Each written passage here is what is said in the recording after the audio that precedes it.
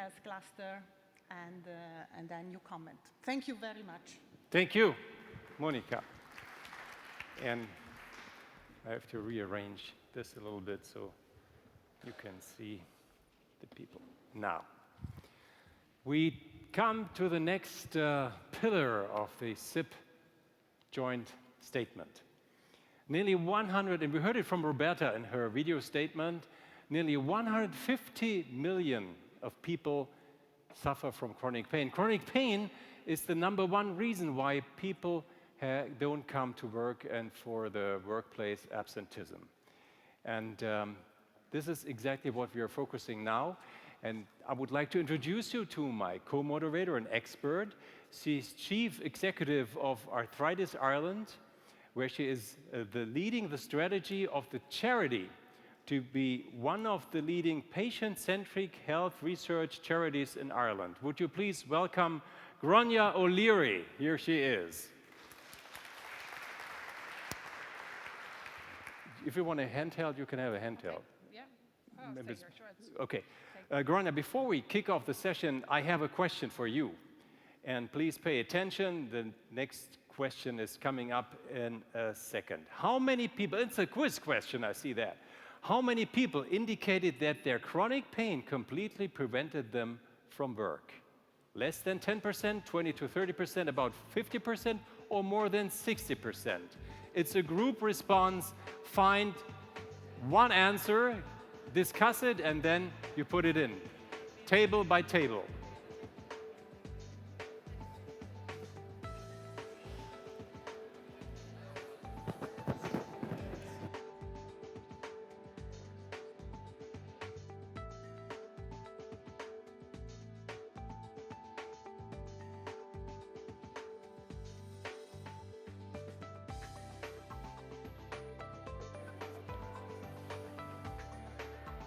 All right. I think 2 or 3 votes are missing.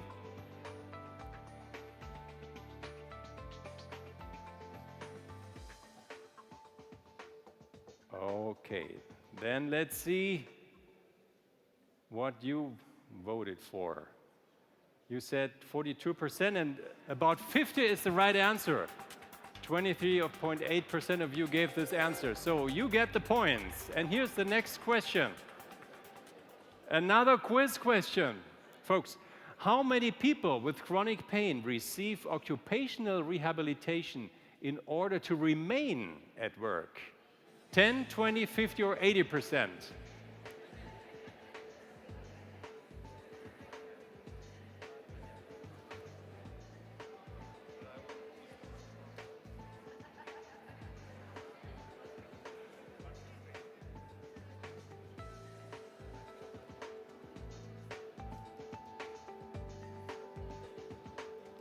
All right, 2 tables are missing, 2 teams. Actually, yes. Okay, let's see. What's your opinion? All right. And the answer is 20%. 35, and here is one table. He got the right answer. Points for you. Let's see at the end who really accumulated the most number of points. For the next session, I would like to call on stage, I hope I pronounce it right, Joachim Britz, Saskia Djerkuman, Elsa Mateusz, and Sarah Copsey. Please come on stage with your applause.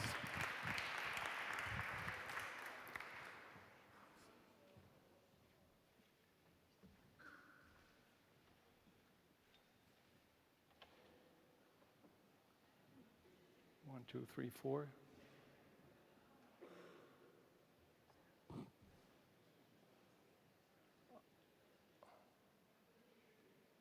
All right, here you are. Good. Thank you. Gráinne. Okay. So I'm delighted to welcome our first speaker this afternoon, who's Joachim Britz from Portugal. Joachim is the president of the APN, which is the, I hope I pronounced this right as well, the Associação Portuguesa de Neuromusculares. And just a quote from Joachim before he speaks. He says that, much relevant information is still lacking in the context of employability. So let's hear more from Joachim.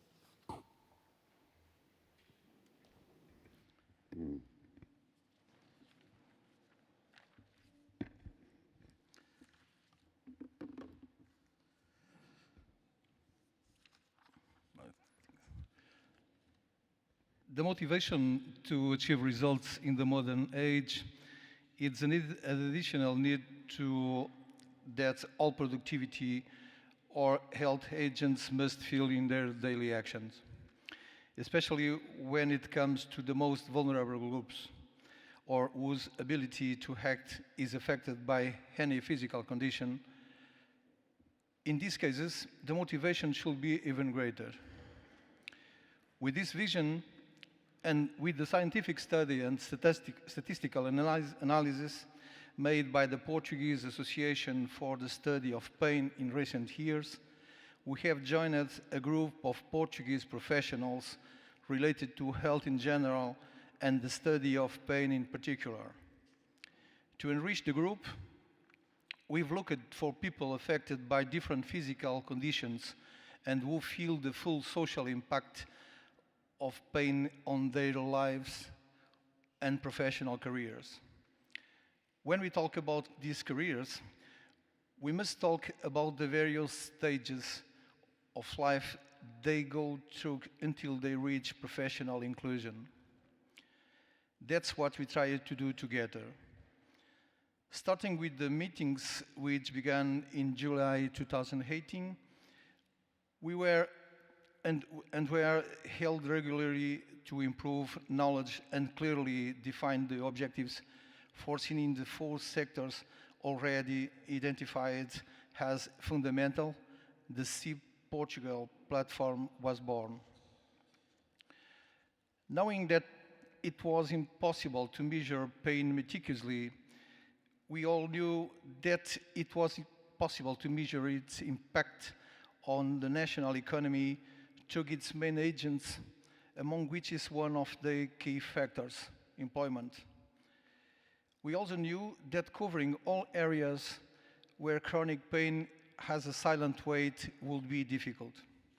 Therefore, CIP Portugal decided to focus its efforts on a joint declaration that made serious recommendations for the gradual abandonment of a plan based solely on the medical and curative model, introducing and discussing with some of the top employers, stimulating ideas, initiatives, and practices that might be considered best will lead us to a more social, less stigmatizing, and more inclusive model. The national health system is severely punished by the excessive costs of treatment, and the social system is also punished by the cost of social protection.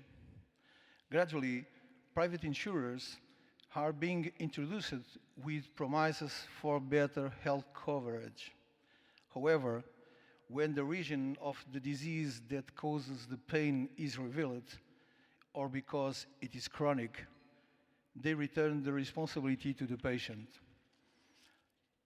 It is therefore necessary to introduce some morality and willingness to include, to adapt, to accept another pains, and to understand it, among many other ways of increasing knowledge.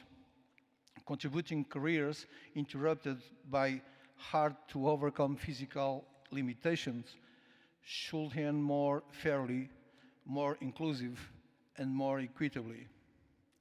Considering all these factors, it will be possible to add new and more innovative concepts of management for companies and their human resources.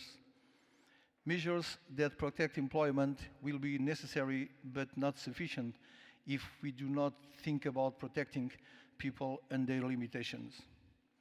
Technological means implemented in recent decades have served to increase productivity that relies more on equipment and less on the people handling it. Therefore, the increase in injuries leading to so many causes for chronic pain in the workplace must now be the subject of change and reflection.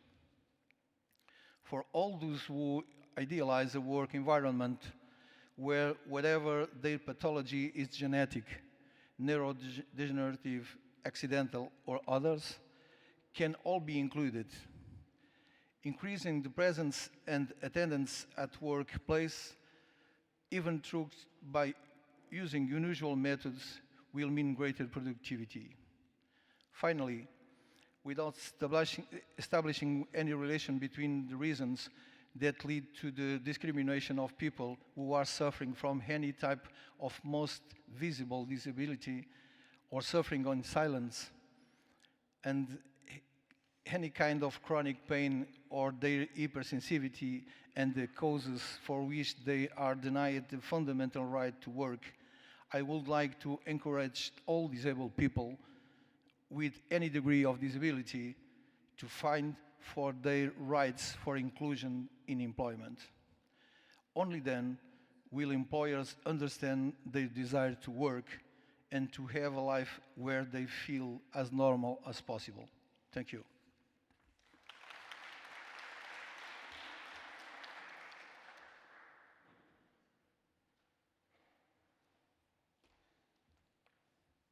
Okay, thank you, Joachim.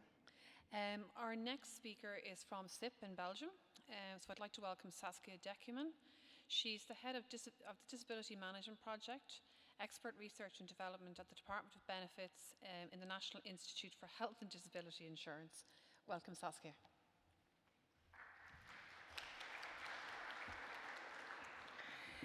Good afternoon. The work of SIP Belgium started in 2018, where we launched our first meetings with a startup team. The startup team of SIP Belgium were composed of people who were very aligned to the more international aspect of SIP, and was not so representative to speak already from a steering group of SIP Belgium. And we used our little meetings to come up with a text on which would be the objectives of the more concrete implementation of the SIP principles into the Belgium context. And we decided to focus on working capacity and reintegration. So yesterday, it was a very big moment for SIP Belgium, because we had our first official steering meeting. That means that we invited for yesterday all important stakeholders to be represented in our steering group. We get the support from the medical advisors of the sickness funds, which is a very important partner, because in Belgium the sickness funds are responsible for the recognition in working capacity and to support people going back to work. We got also the support of the occupational physicians, so they are also having their representation in our group. Of course, this is a very important stakeholder, as well as an occupational physician in Belgium is responsible to prepare the return to work when somebody needs adaptations or somebody needs adapted working hours or other tools.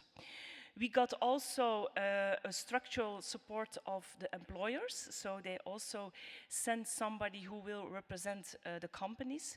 So I don't think I have to say that it's a very important aspect if we can have their support.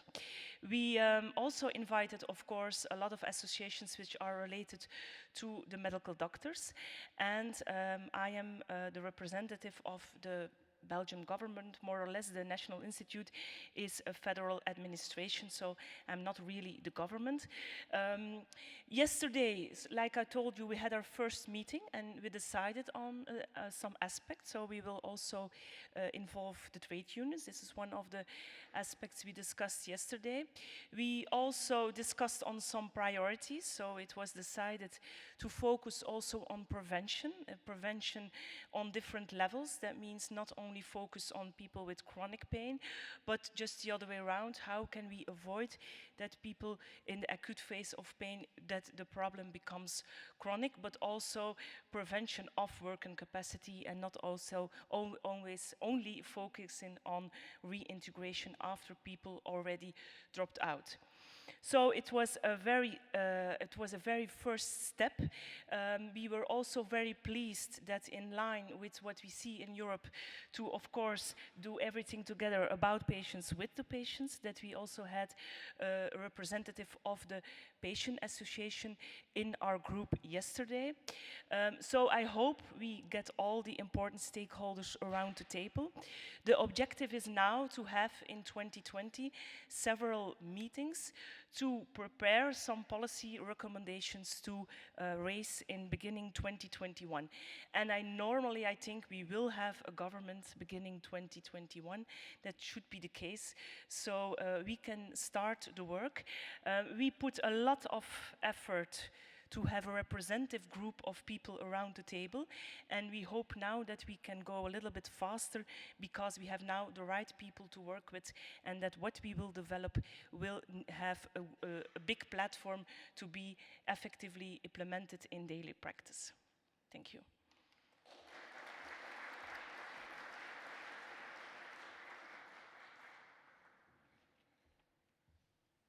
Okay, and next up is Elsa Matej, who's the president of the board of the Portuguese League Against Rheumatic Diseases. So I'm delighted to welcome Elsa, who was diagnosed with juvenile idiopathic arthritis back in 1977. So she's got a long experience of living with arthritis and with chronic pain. And just a quote from Elsa, she believes that supportive employment policies are needed since work is an essential part of every citizen's life. So welcome, Elsa.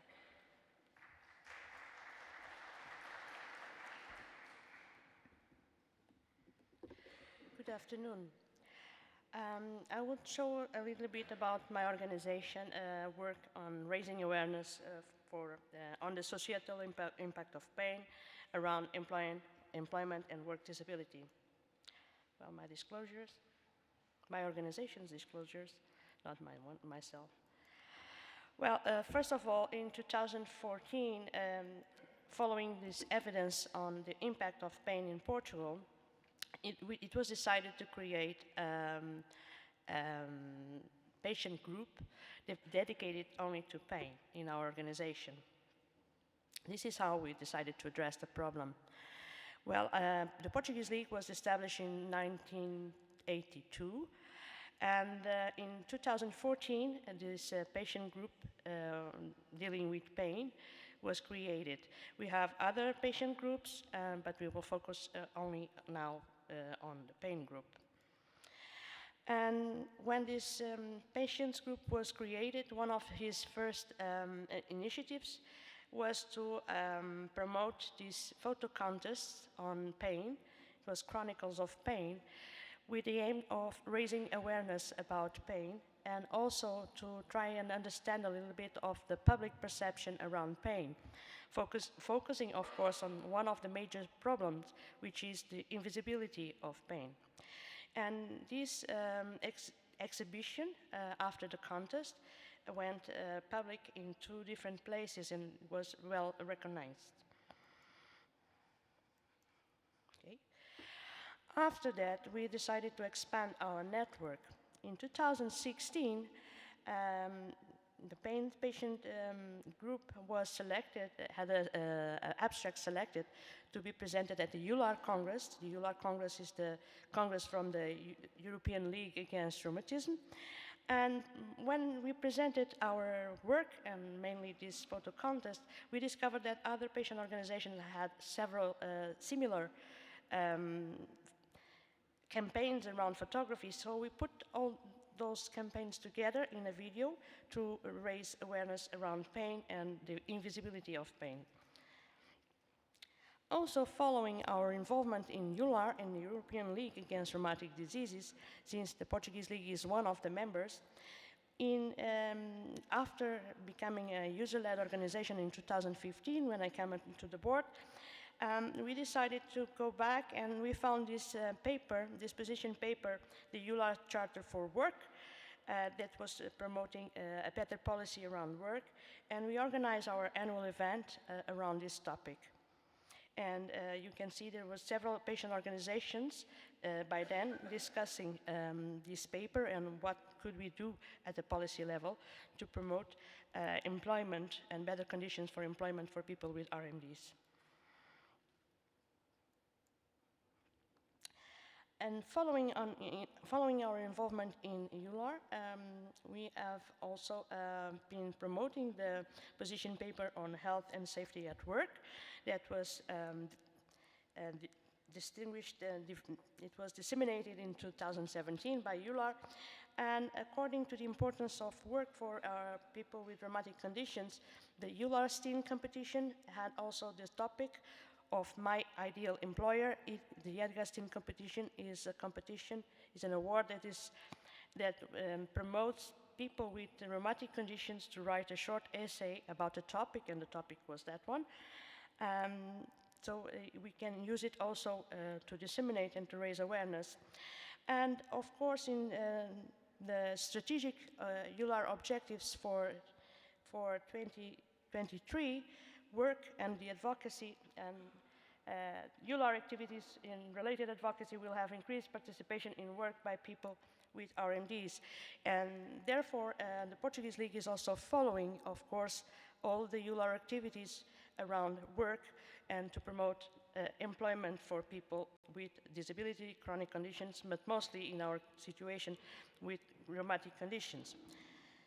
And following the campaign, this year the EULAR campaign is Time to Work, precisely around work. We were proud to have one of our videos of one of the patients that lives with a rheumatic condition promoting better work conditions and showing mostly how if we have the proper conditions we can live a more productive life and also be happier. And at the bottom of the scene you can see our annual event that was again organized around work this year on World Arthritis Day, October 12th. And this table were discussing the support, what kind of support can we have for workers with disabilities. And you can see we also invited the national coordinator for the program of occupational health. So we hope we were able to raise more awareness on the issue of employment for people with pain and chronic conditions. And of course, we are also involved in SIP and SIP Portugal, as Joaquin presented. We also are a member of the platform, and we signed the joint declaration of the platform. So, for us, the future is to speak with one voice, ensuring a greater awareness on the social impact of pain and the promotion of targeted policies. This is what we aim for. So, thank you.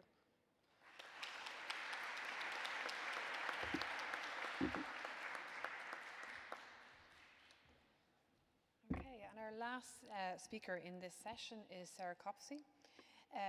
Sarah is a project manager for the European Agency for Safety and Health at Work, EU OSHA.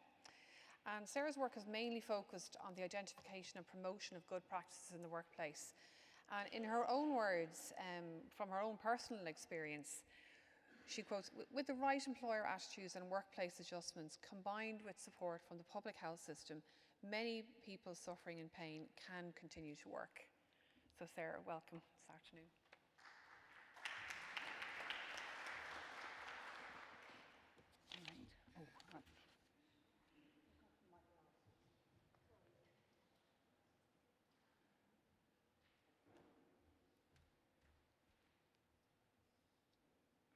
I can't see, right. Well, thank you very much for inviting me today. Which one do I press? Sorry. The green one. Has it gone? Right. I don't have anything to disclose.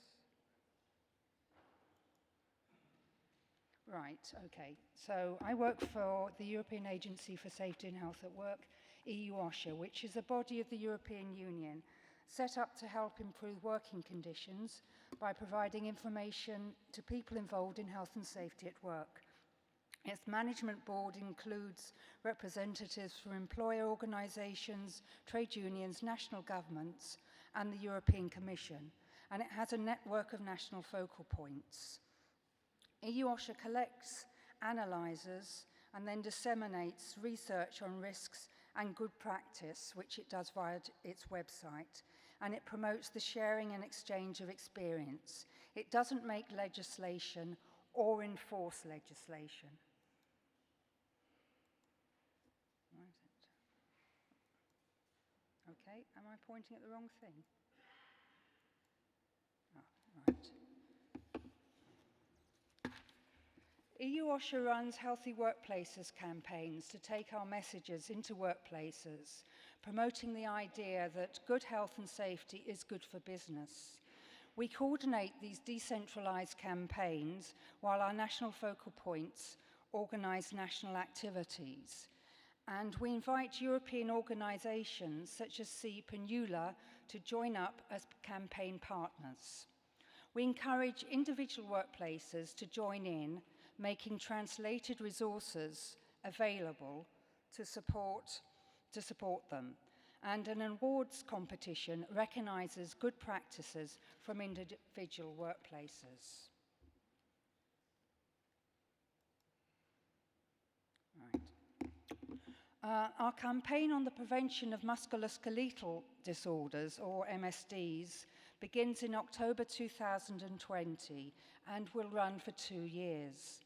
It will have 6 main messages: that work-related MSDs are preventable and manageable, that prevention and workplace accommodation measures can be simple and low cost, that early intervention when problems first arise and the rehabilitation of workers with MSDs are possible and necessary, and that staying physically active, even in periods of pain, is important, and that MSDs and work-related stress should be tackled together, given that MSDs can be influenced by stress risks. And finally, that we need to promote good musculoskeletal health among the future generations of workers, e.g. through schools.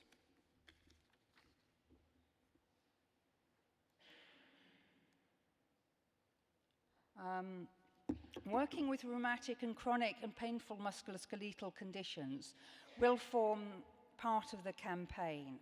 Relevant resources we're producing will include information and case studies on practical solutions to support continued working, including simple measures. Resources to support communication between an employee who has a musculoskeletal health problem and their employer. And this is already available in a resource for running workplace discussions on MSDs, so that's already on our website.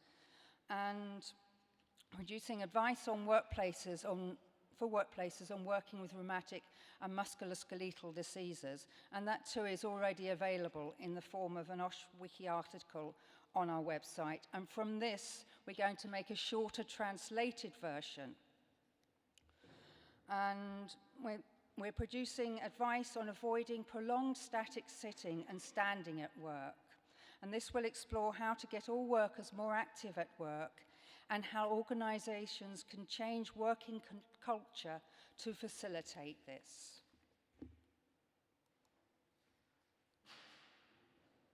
Right. So finally, our key messages for the campaign regarding working with pain and chronic musculoskeletal disorders will be that health and safety measures which make work easier for all the workforce can enable an individual with reduced working capacity to remain in employment, and also that simple measures to support an individual remain in work can often benefit the whole workforce. So in fact, designing workplaces to be as accessible as possible for all workers will benefit everybody. Thank you very much.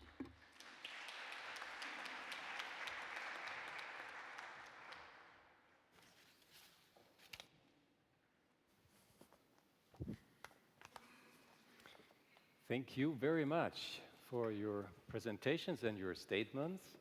Are there any questions here in the audience for the panelists? They're ready to take your questions.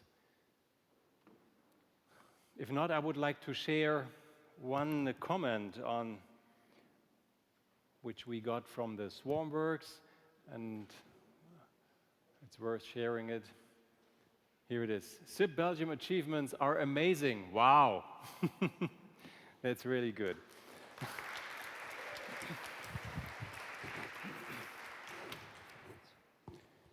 have a question actually that just occurred to me when I was listening to you, Joachim, and you mentioned about that people experiencing chronic pain in the workplace need to fight for their rights in the workplace.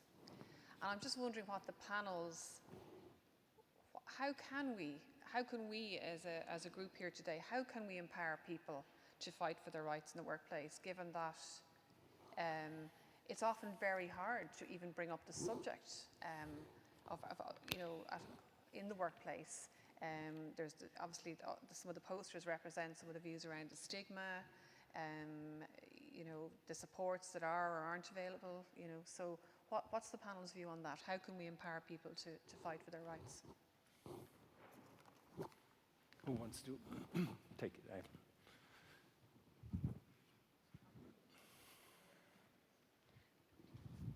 It's on. Okay. One of the things that we decided to do, and then maybe this could be a solution or a challenge and of some initiative.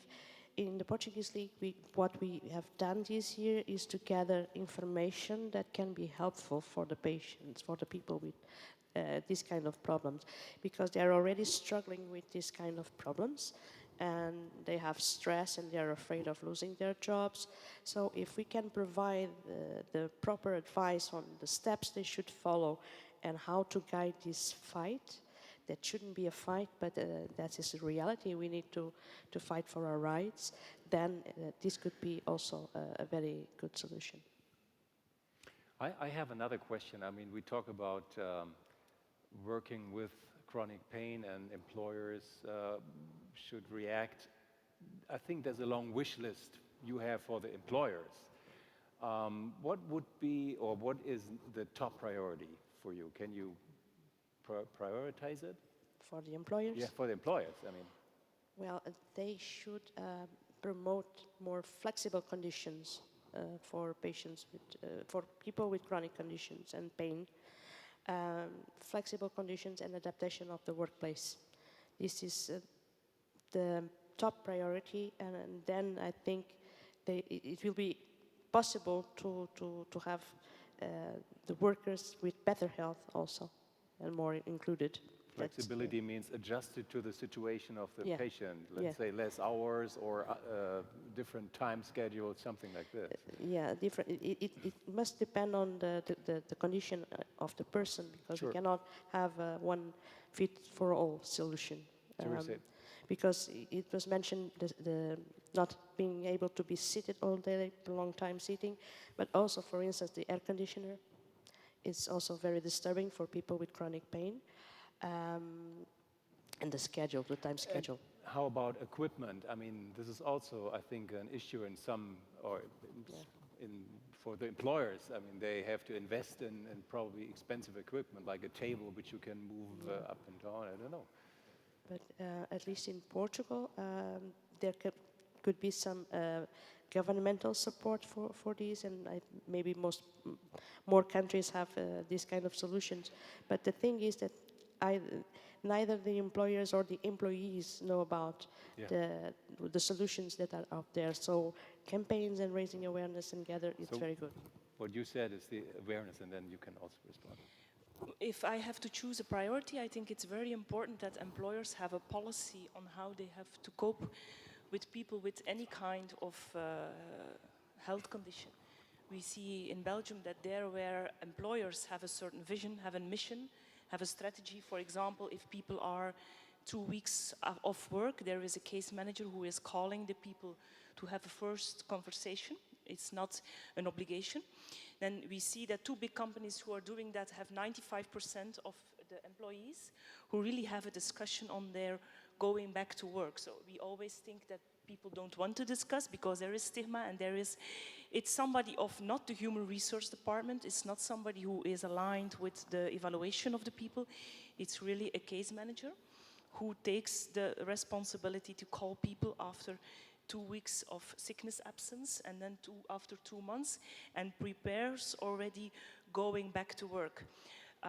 Another issue is, I think, you need to support employers. Not every employer doesn't want to get people back to work, but they don't see the solutions. They are not educated to see solutions, and sometimes they don't see that a solution for one person on one department with low back pain can be an added value for the rest of the department. So I really believe that we have to support them in daily practice to understand what is the problem.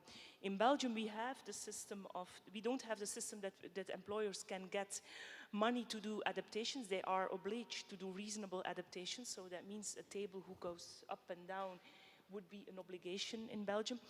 But we have a system in which people with a working capacity can have an incentive for themselves, which is given to the employer. But that means if you leave your employer, you get the advantage goes with you. So it is something for the employer, but it is really linked to the patient. And you wanted to add? Yeah, although I agree with everything that's been said, so I'm not quite sure how much more I've got to say.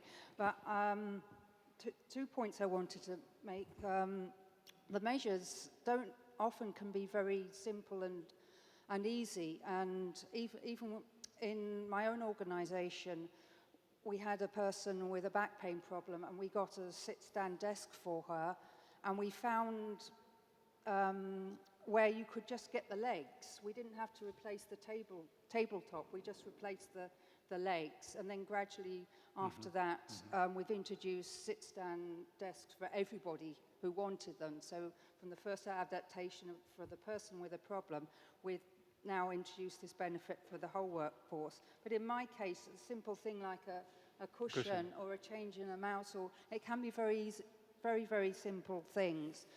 So then I agree with what others have said about the issue of employer support, employer knowledge and awareness, because there are employers who don't want to do anything, but there are employers who really would like to do something if they only knew how to start and where to start. So where there are national or regional policies to support that, that's excellent, but not all member states are in that situation. So, and even within a workplace, you might have the employee in general supportive, but individual managers may not know how to approach a conversation, feel nervous about it, how to go about it. So it's raising awareness and information of training people at all levels in the organization, so they can have these kind of conversations. Raising awareness, and may I add, and offering solutions also. Yes. I mean, awareness is one thing, but if you offer a solution directly. I'm happy that I got one question from you, from the audience. Maybe you can display that. And I wanted to ask the same thing. Probably it's the same. Of course, it is sector specific. I mean, if you work in an insurance company as a manager in an office, is different than when you work as a carpenter, for instance. And is it also size specific? Like big companies do more than small companies? In Belgium, they don't do more. It's not, you can't say that big companies do more in Belgium than the medium or the small, but it's more difficult for the small to medium organizations because you really can believe in return to work, but if you have one people who is your account and he can't go back to work, you have a problem as a CEO. Yes. So this is why I think we have to look within sectors how companies can work together, and if you have somebody who can go back to work in your company in an adapted job and you can exchange people, this I think but it's not flexible. In Belgium it's not so easy there are not so many flexible systems that there is already exchange of employees between employers. Is it sector specific? Yeah, okay, a manager, we have a lot of burnouts, psychological disorders also in Belgium, which we see more in other sectors than where we have the musculoskeletal diseases. So I don't think you can really say that the problem is more difficult in one sector to another, because if you have to get somebody back to work who already always had a high position and he can't do that high position anymore, I think it's also hard. And when you want to go back, when you want to get somebody who is doing a manual job. So I don't think it's for the individual more or less difficult, depending on the sector or the position somebody has in the organization. I think it's no doubt very complex. Yeah, I I think it's an underestimated problem. Yeah. People with high diplomas who can't go Anyways, back yeah. to their former job, and that as Social Security has said, okay, but you can do something else which is beneath your level, which you will have a lower income. It's the same problem than when you want somebody who does hard physical work who goes back to work, because work is linked to your identity. Of course, and that is you also a choose a factor. job content for a reason. And, yeah. All right. Any other questions from your side? Thank you very much that you took your time as experts and talking about the third pillar of this joint SIP statement. Thank you very much. And here's your applause.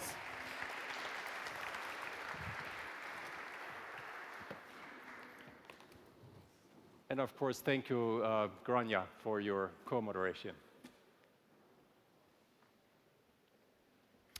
Let's proceed with the program and move to the next topic. We talk about pain as a health quality indicator. What's the challenge? Right now, there's a gap how pain is measured and monitored throughout Europe. And that's quite a challenge. And I would like to kick off the session with presenting my co-moderator. He is professor at the University of Marburg since 2012.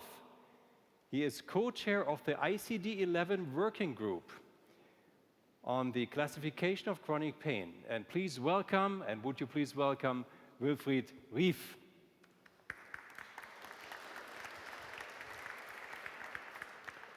And I also would like to welcome, maybe take this, Ulrich Vogel, Cesar Margaret, Joana Maria Ligor, and Santiago Calvo Ramos on stage with your applause. Thank you very much.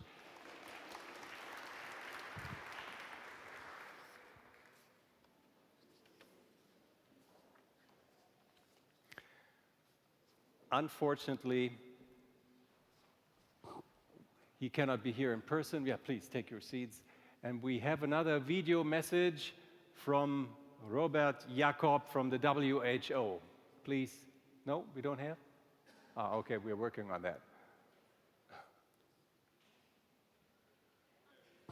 Oh, here it is.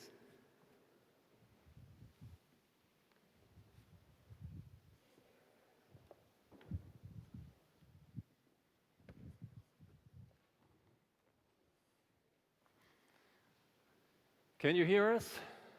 I can hear you. Thank you very much. I hope you can hear me. Loud and clear. Thank you for giving your message and statement.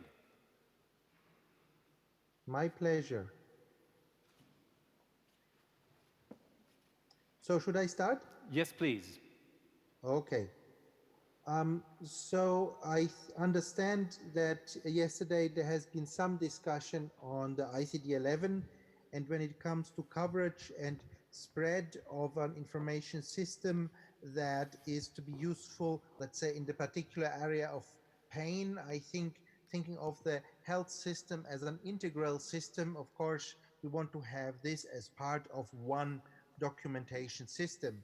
And this is what we had in mind when we were doing the ICD-11, that you were saying, oh, we have a whole range of different uses, and one would be certainly research, your research and documentation of pain, clinical terms in relation to pain, costing in relation to pain, Causes of death is not so applicable, cancer registration also not, but if you see this whole range of different uses, they make sure that the ICD-11 can be used as the documentation system in health and being pain integral part of it, thanks to the work of the society of you. We have a tool that will deliver certainly the information that you need. Now, um, looking at it, what is ICD-11? So ICD-11 is much more than just diagnosis. You may thinking of pain, others may thinking of injuries, signs, symptoms, and findings, and many more. And you see here highlighted the parts that are new. One part is certainly something on traditional medicine conditions. And if you ask, why did he put this text here on the side, they're saying it's a synthesis. It's not traditional Chinese medicine, because just yesterday or the day before, The Guardian again published a wrong article claiming that WHO supports traditional Chinese medicine. And I just say, no, the ICD-11 contains categories that are broad categories for this family of traditional medicines that does exist, and we don't include treatment, just to be this very clear, because also I think some scientific societies in Europe are writing letters at this point in time. Now, another thing here in the ICD is, of course, what is new: antimicrobial resistance, anatomy, laterality, substances. To what extent is this relevant for you? Well, it's very clear. If you can localize the pain specifically, normally the normal categories of ICD may not be detailed enough. And with this anatomy, you can essentially determine every minute detail of the body that is related to pain or pain treatment. The same for laterality, and substances would allow to document, for example, that medication has been given, and or if there have any complications in relation to medication. Similarly for devices, and one very important new component in the ICD that will certainly be helpful in any kind of research and clinical monitoring is the functioning assessment that we do have in the ICD-11. This is a special section that has been developed following long discussions with a specific topic advisory group, where in the end the point was we need to be able to describe in general how parts of a person or the person overall functions. But in the end, what is important is that a person is able to do in the daily life or in the work life the thing that the person wants to do or needs to do. So activity and participation, being part of the community.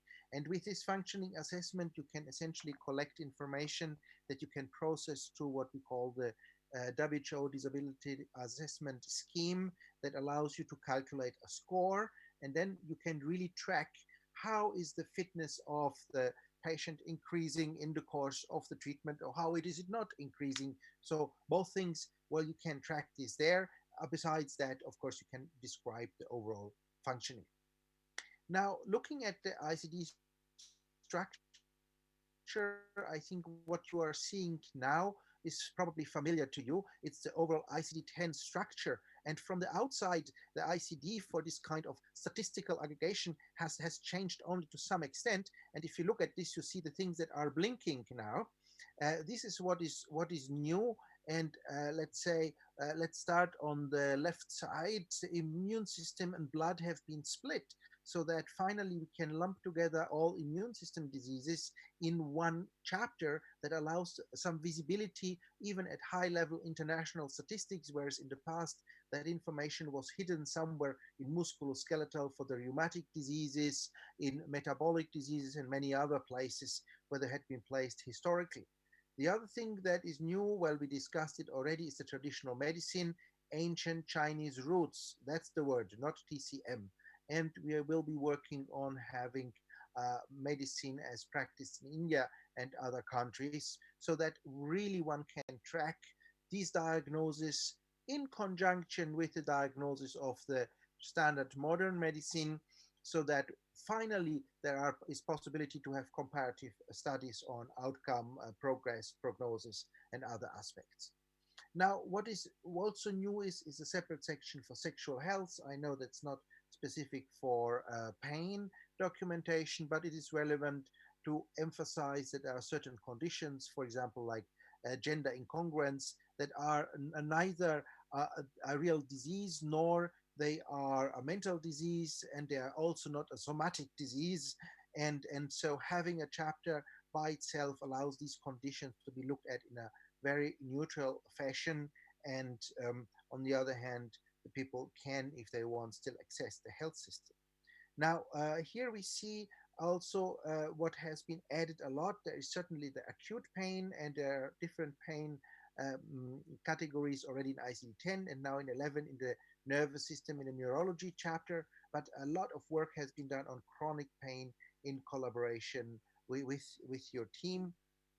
And looking now at the other part of the structure, you have seen the traditional structure, but this is a simplified view on what happens behind the scenes in ICD. ICD-11 is built on an ontological structure. And I think yesterday, my colleague Nenad has shown all these kind of IT features, but all the IT doesn't help if no brain has said, what is the relationship between the things that are in the classification? And here you see some typical example. You have sleep-related movement disorders that could be, well, sleep-wake disorders. On the other hand, they have strong links to nervous system, to movement disorders. Yeah. Now, from a knowledge representation point of view, it means an ontological view, it could be in both places. But of course, if you want to aggregate data in statistics, we have to choose one way. And as you see here with this slightly stronger blue line, it's linked to the sleep-wake disorder primarily. Another thing that is new in the ICD-11 in its knowledge structure, ICD-11 doesn't stop with the entities that are relevant to get an individual statistical code.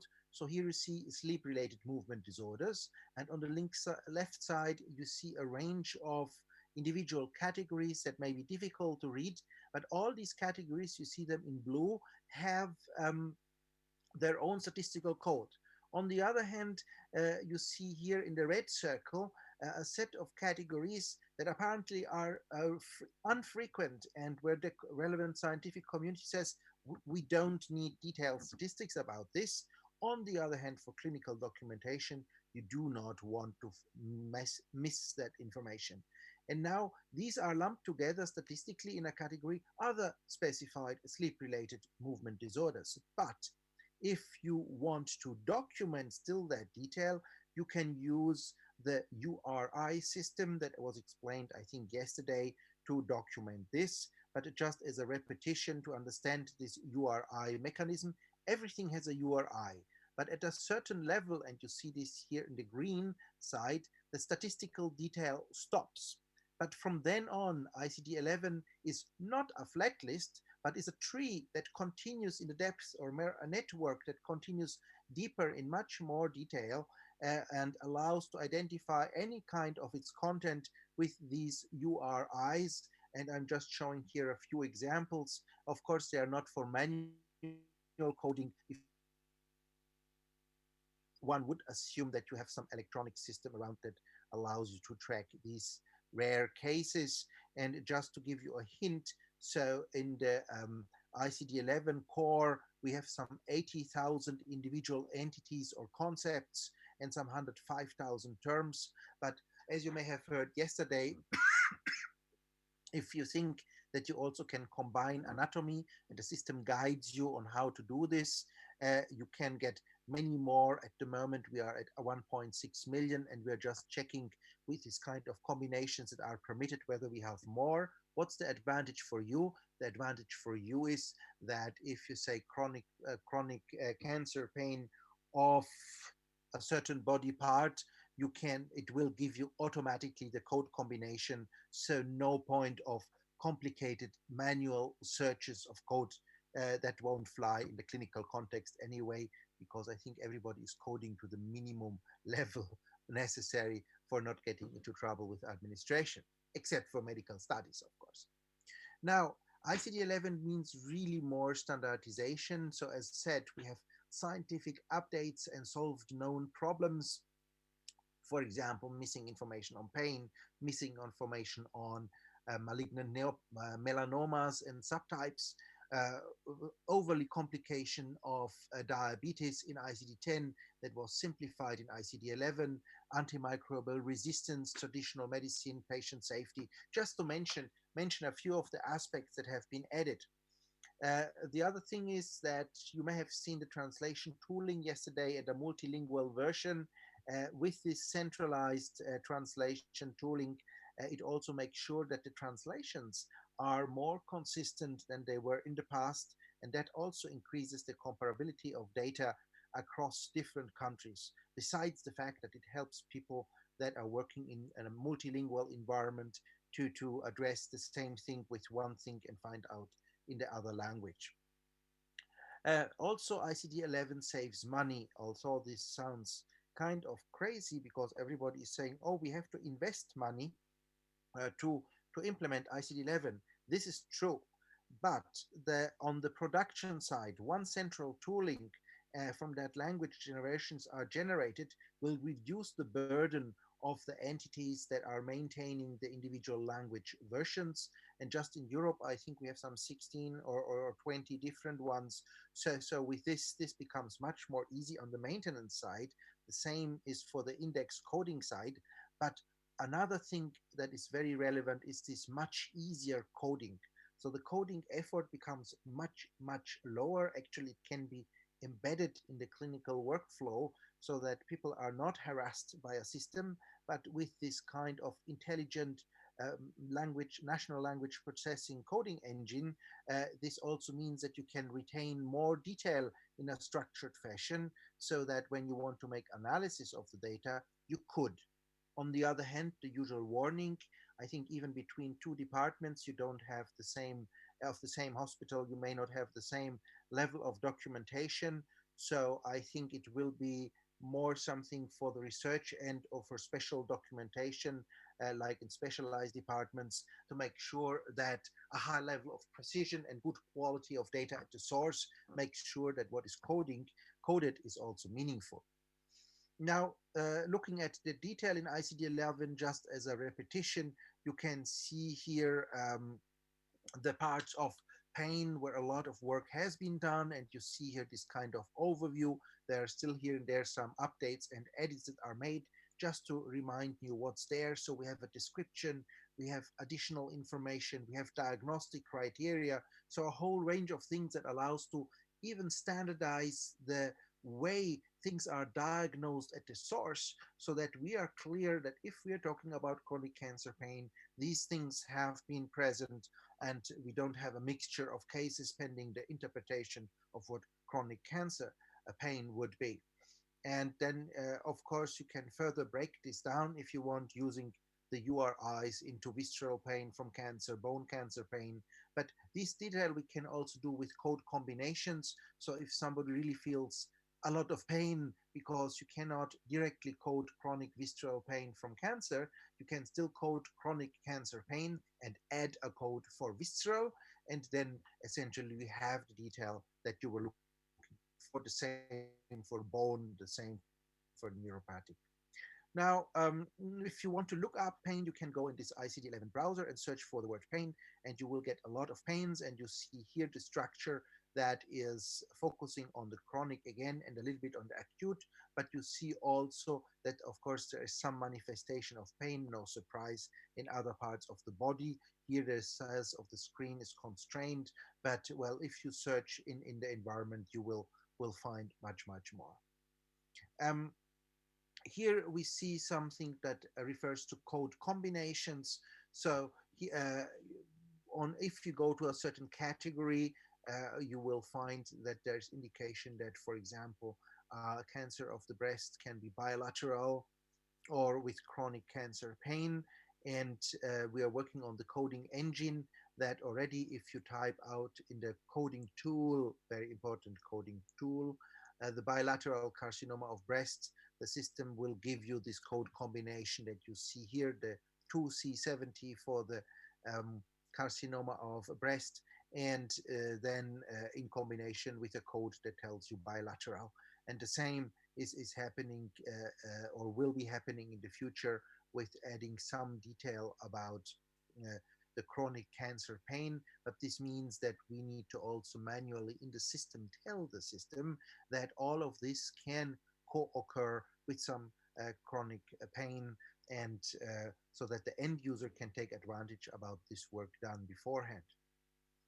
Now, ICD 11 and pain documentation. ICD is covering a whole range of things in health. So as soon as implemented, you also get the more detailed pain use.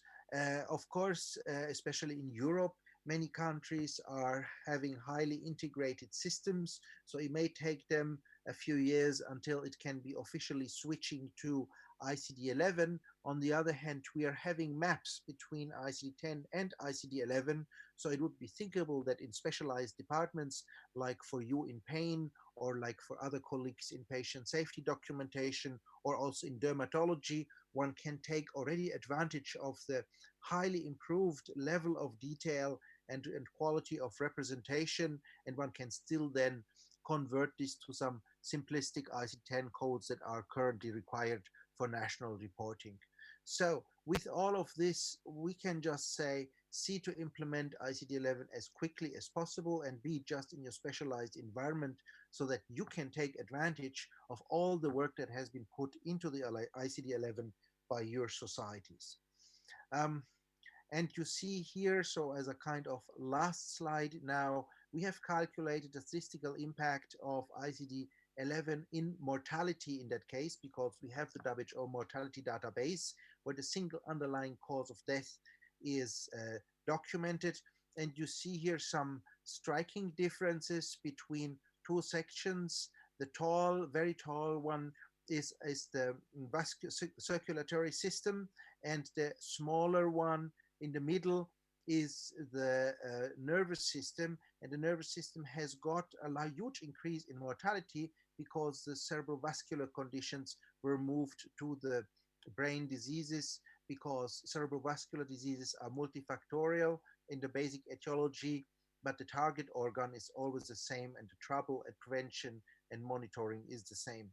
And at the same time, if you go to the leftmost arrow, you see there at something that is called 0,4, a small bar. And this small bar, these are the immune diseases that are killing people, that disappeared in all statistics so far.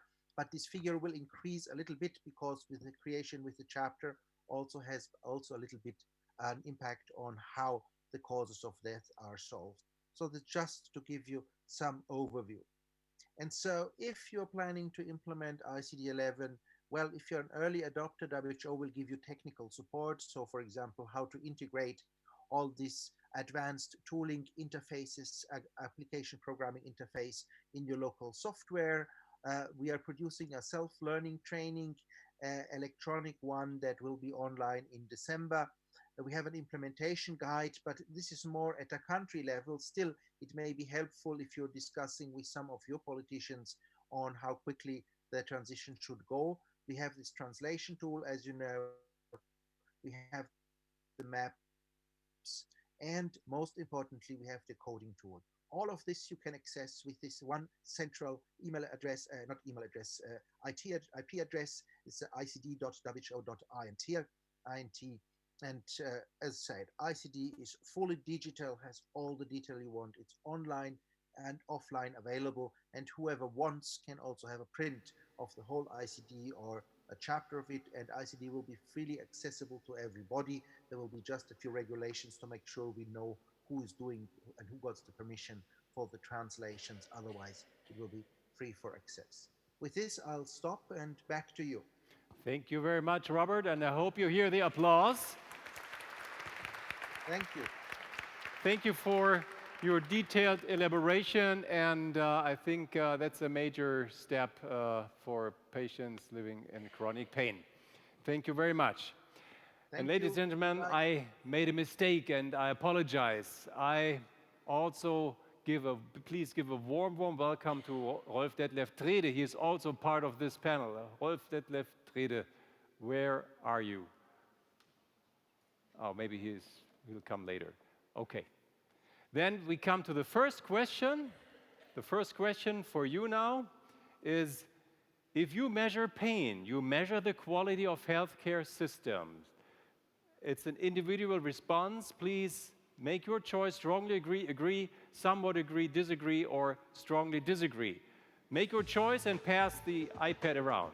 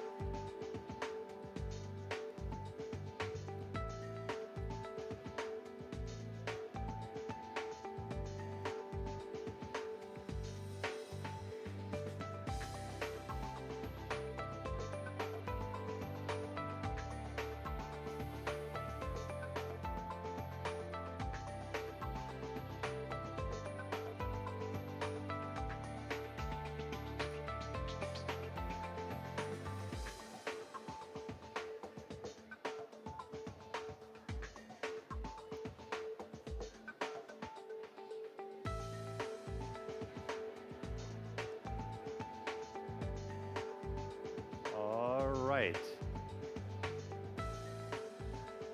I think we are ready for the result. This is what you think.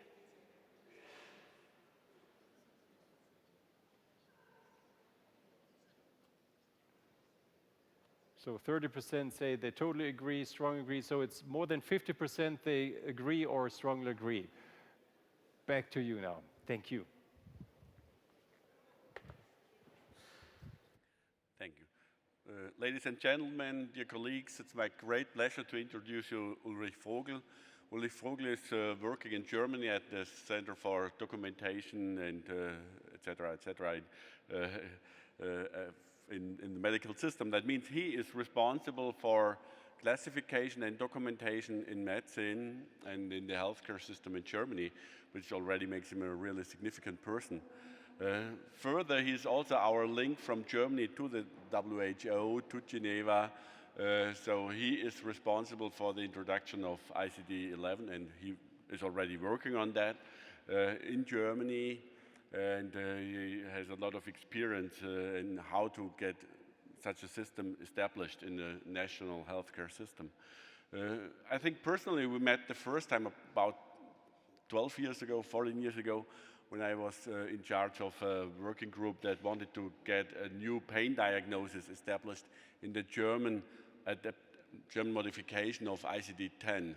And he was extremely supportive and gave us a lot of important advice. So finally we were successful, and this became one of the most frequently used pain diagnoses in Germany.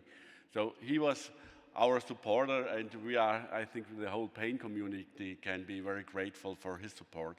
Thank you that you were able to come. A warm applause for you.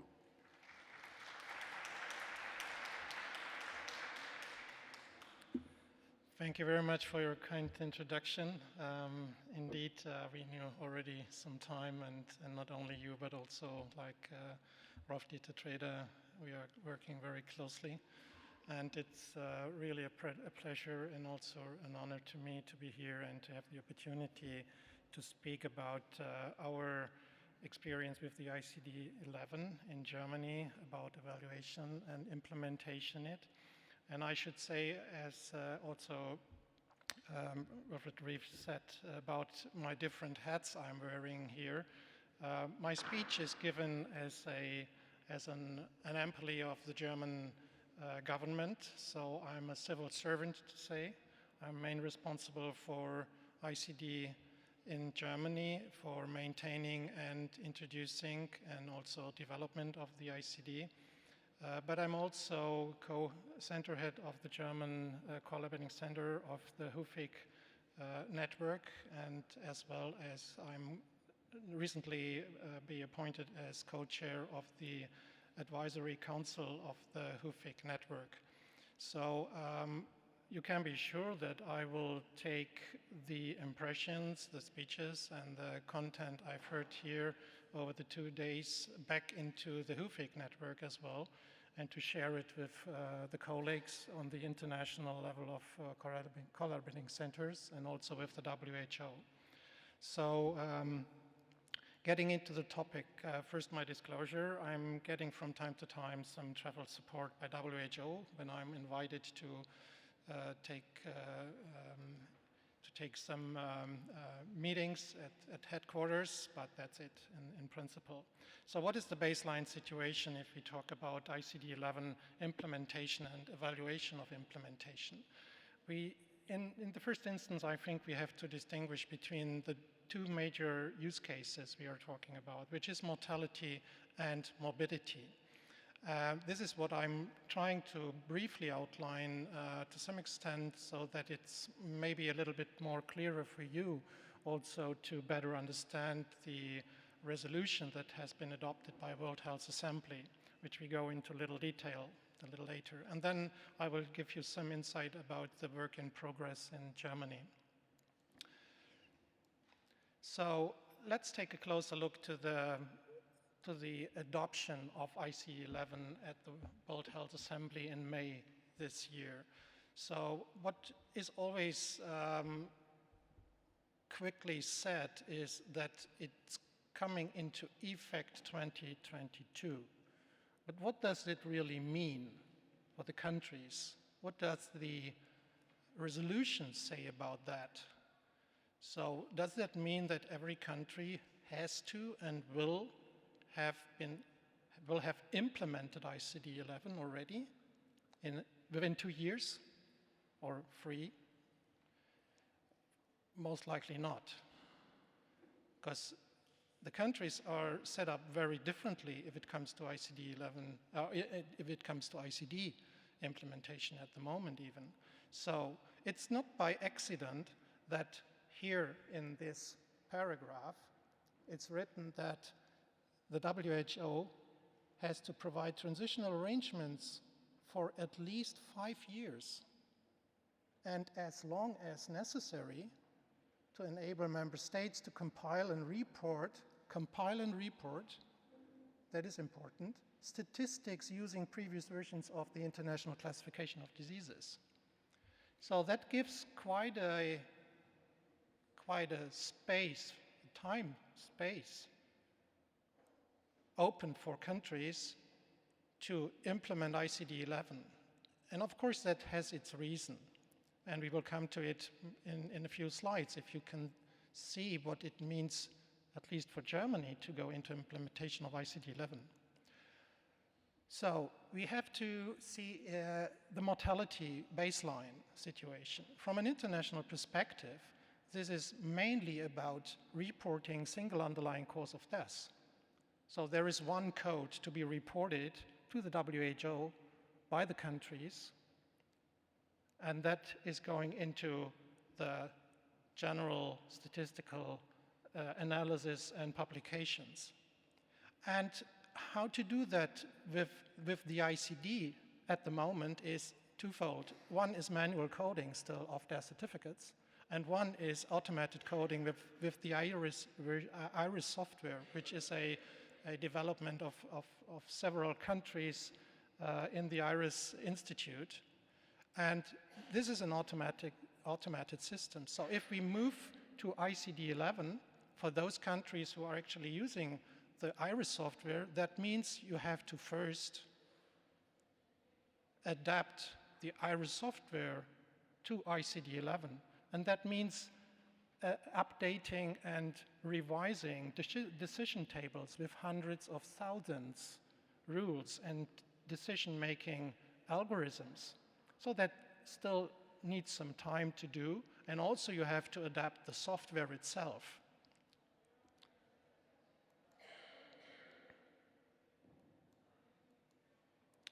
So how about the morbidity use case? So that is what you are primarily interested in. The morbidity use case is quite different from the mortality use case. First, there is no general ICD reporting at the moment from countries to the WHO regarding morbidity. There are very few indicators that are reported at the moment. and the morbidity use case different to the mortality use case, which is based in principle on volume 2 of the ICD-10 at the moment, which its guidelines for mortality coding and death certificate coding. It has a huge variety of different kind of coding standards in the countries, which are applying to different use cases even. And some countries have developed national modifications.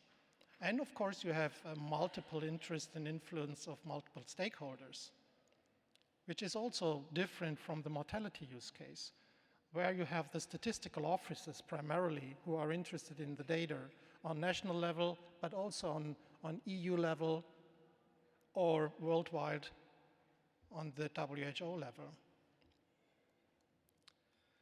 So how do we do in Germany? We, quite early in the whole ICD development process, implemented a board, a national board for classification in healthcare, which advises the Federal Ministry of Health in Germany and also DIMD on all use case related aspects of the medical classifications in healthcare.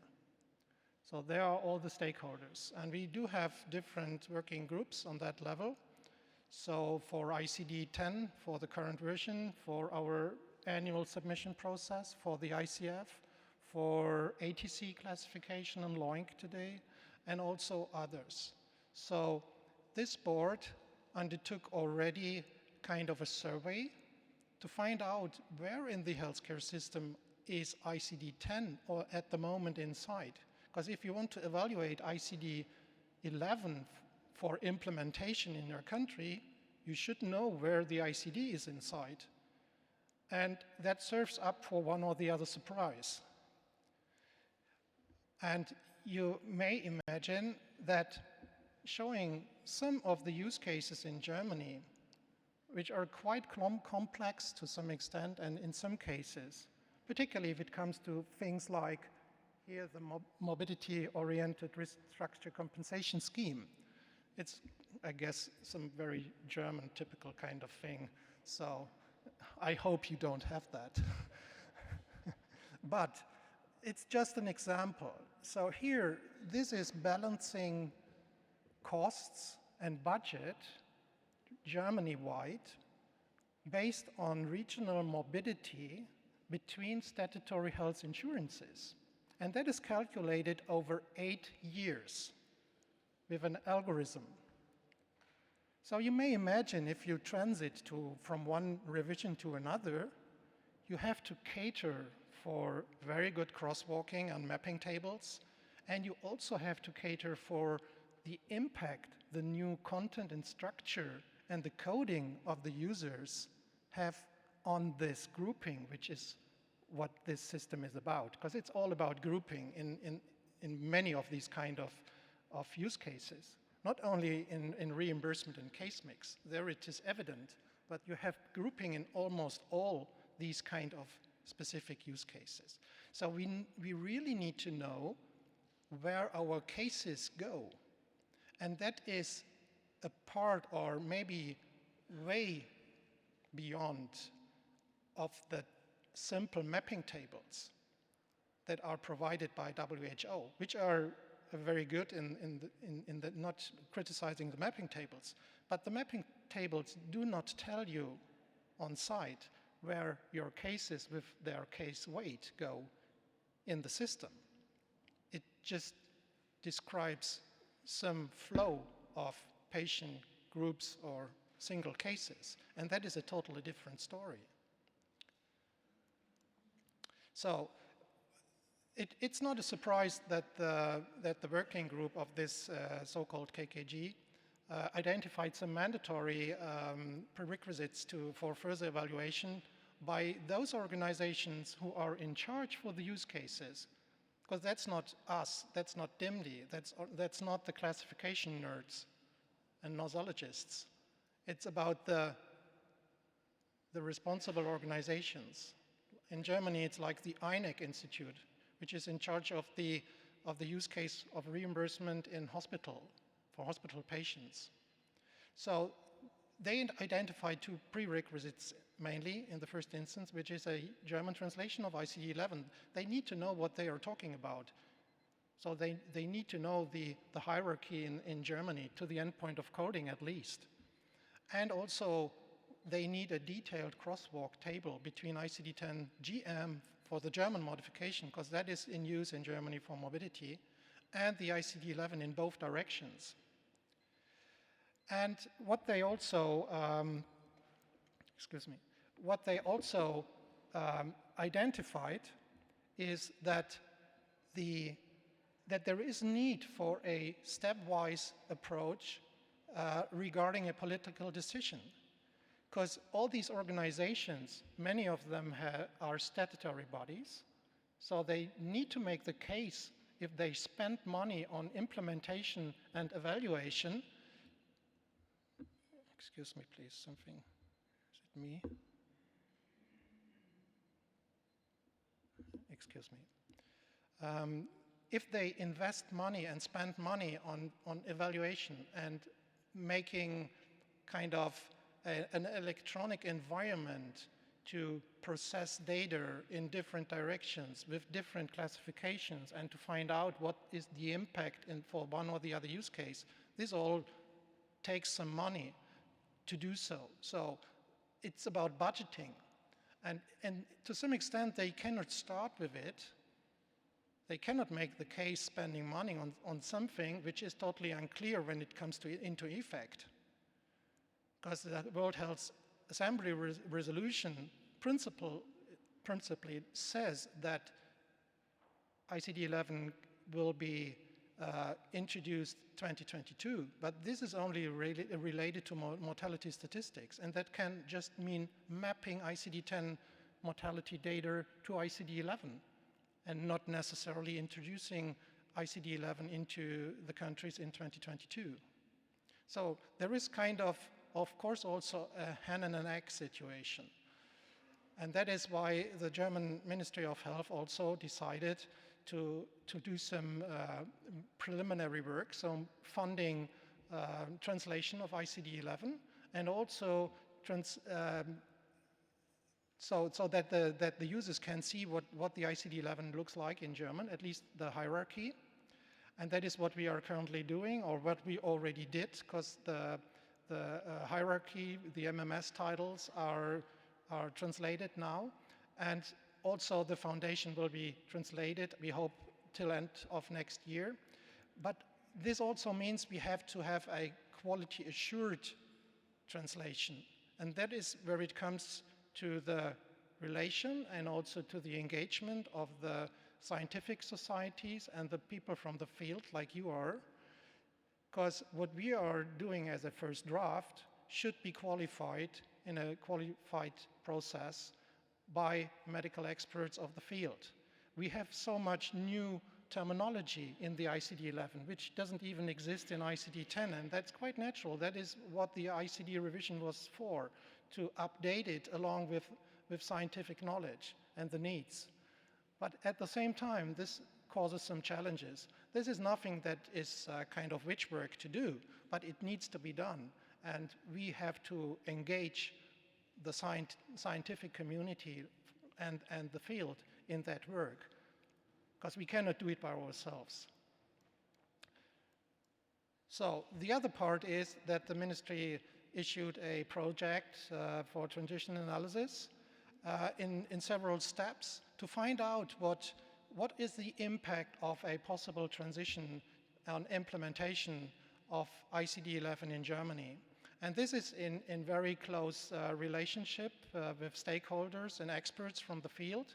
And we're doing it in two aspects. So we are generating a crosswalk table for ICD-10 German modification to ICD-11 and backwards.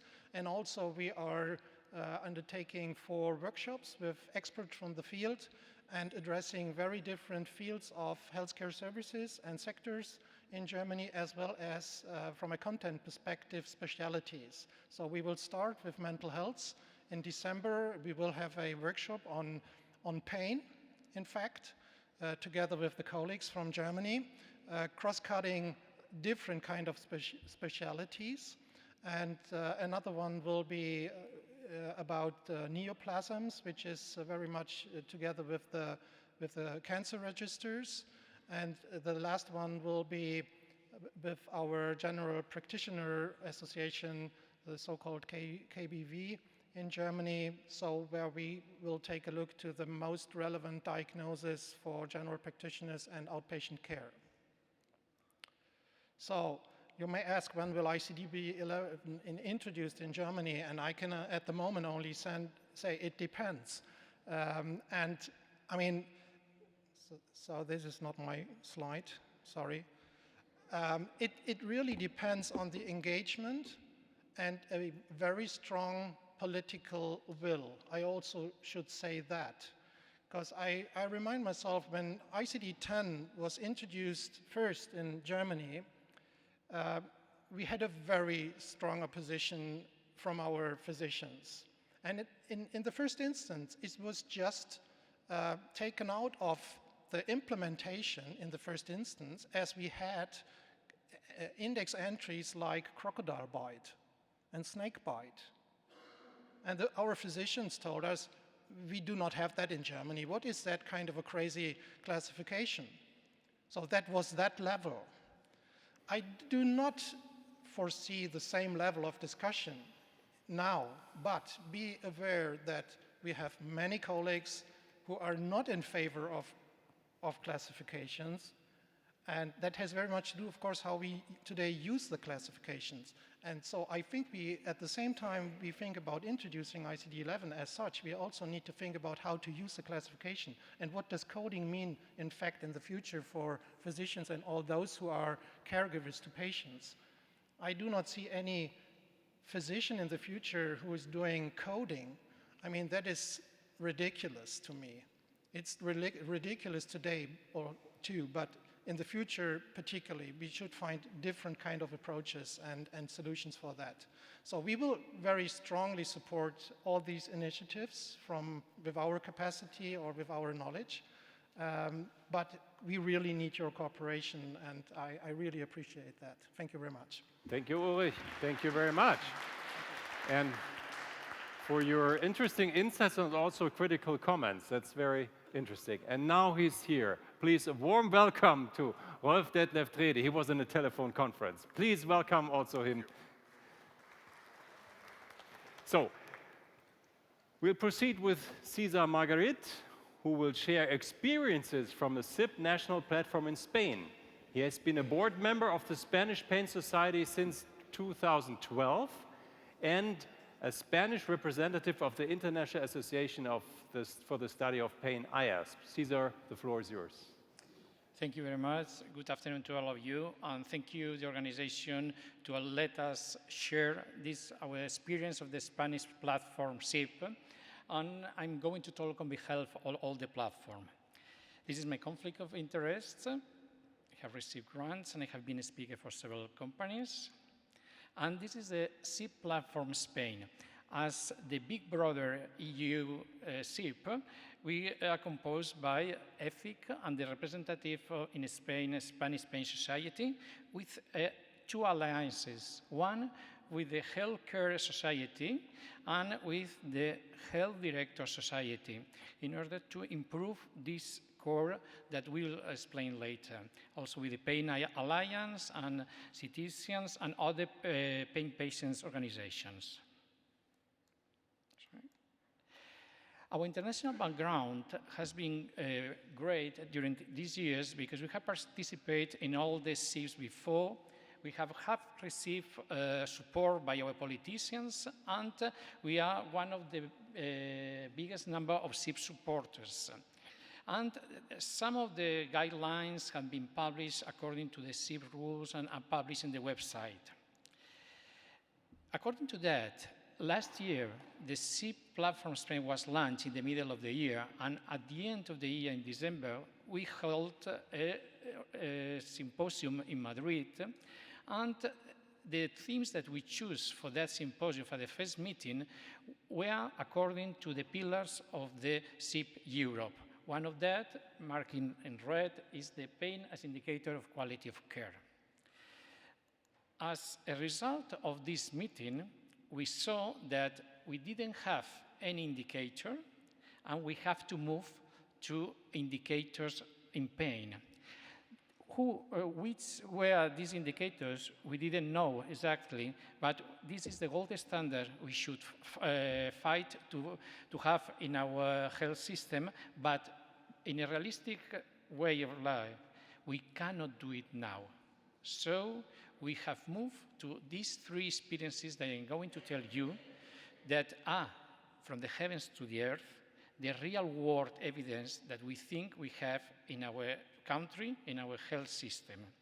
The first experience I'm going to share with you was pain as indicator in acute pain. As a roadmap that we don't have pain indicators now working in Spain, we would like to go from acute pain to chronic pain, and so establish a good system and a network with all the agents acting in that. We have worked with pain unit experts and also quality assessment experts. All this group has worked to choose which are the pain indicators in acute pain. They have used a Delphi survey, and they are going on now, and maybe in 1 or 2 months they will have results to be implemented and then to be evaluated. What we want to do is a consensus proposal, also in alignment with all the national and regional proposals, and also the dissemination to all the pain units and all the hospitals. This is one of the activities that is going now. The second one is best practice in the national health system. It's best practice in pain awards, and they are done by the Ministry of Health. All activities that they can be audited.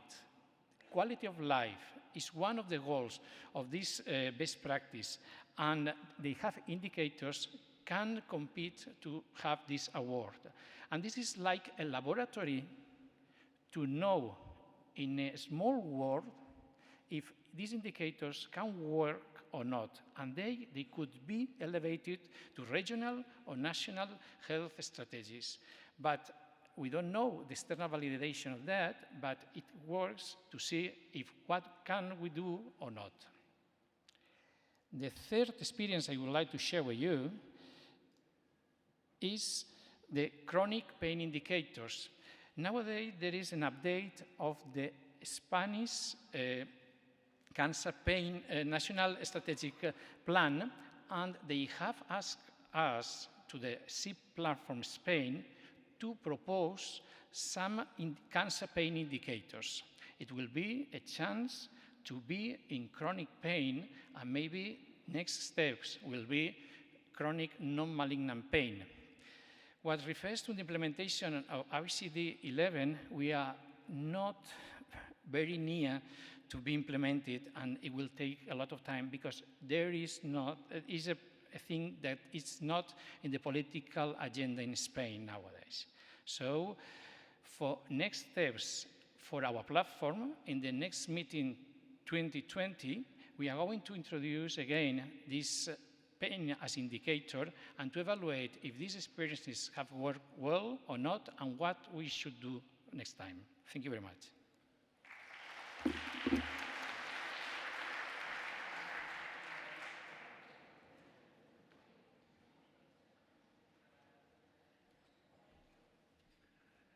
Ladies and gentlemen, our next speaker is Joanna Marie Gligor, She is head of a unit at the DG Santé, responsible for a European reference network in digital health. Before joining DG Santé, she worked in the Secretariat General of the European Commission in Employment and Social Affairs, and she started her career in European institutions in the cabinet of Commissioner Orban. So very welcome, and the stage is yours.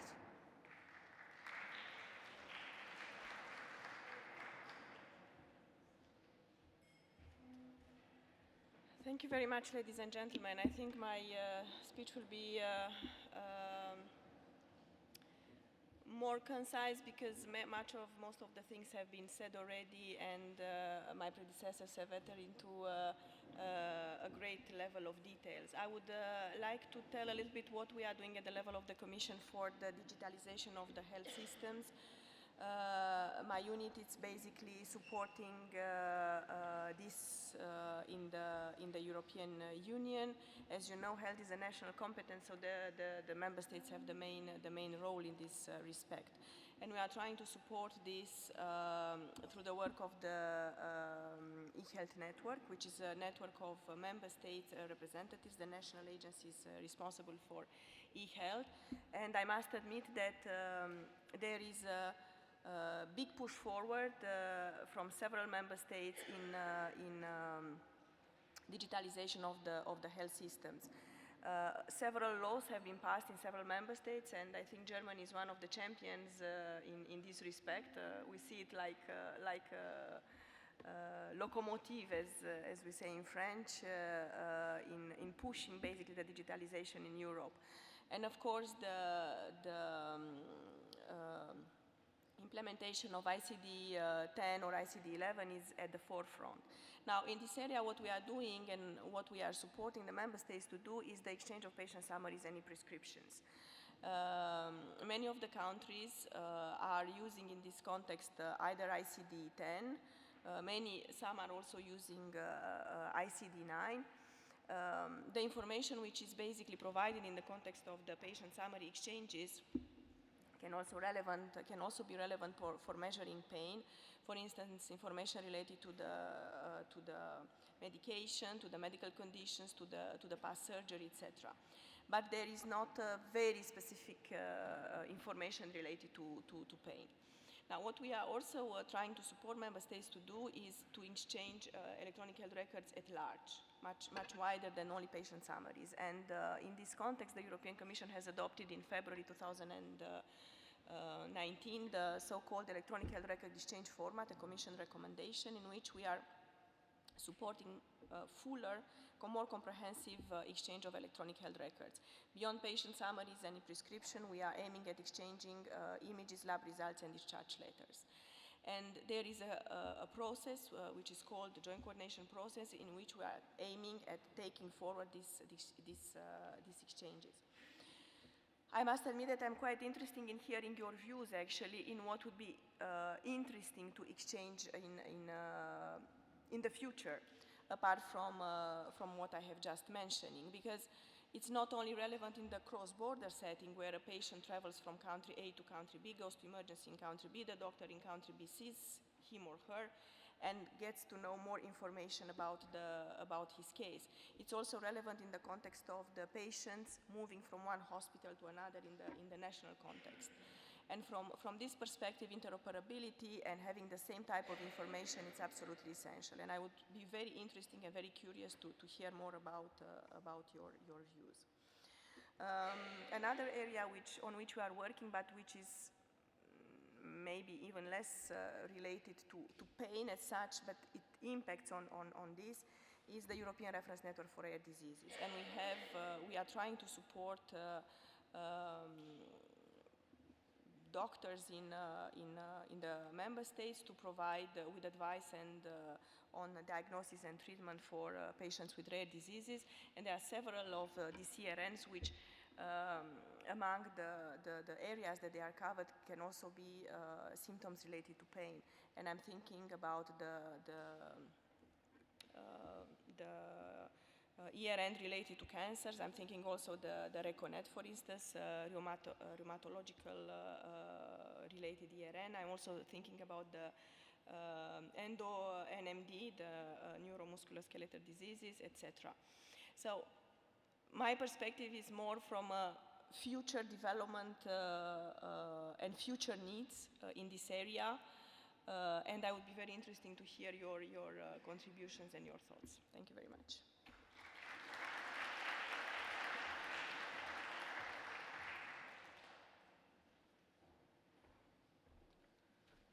Thank you, Joanna, for staying in time, which saves us a little bit of time and offers us more time for discussions later on, which is great, I think, and in the sense of everybody.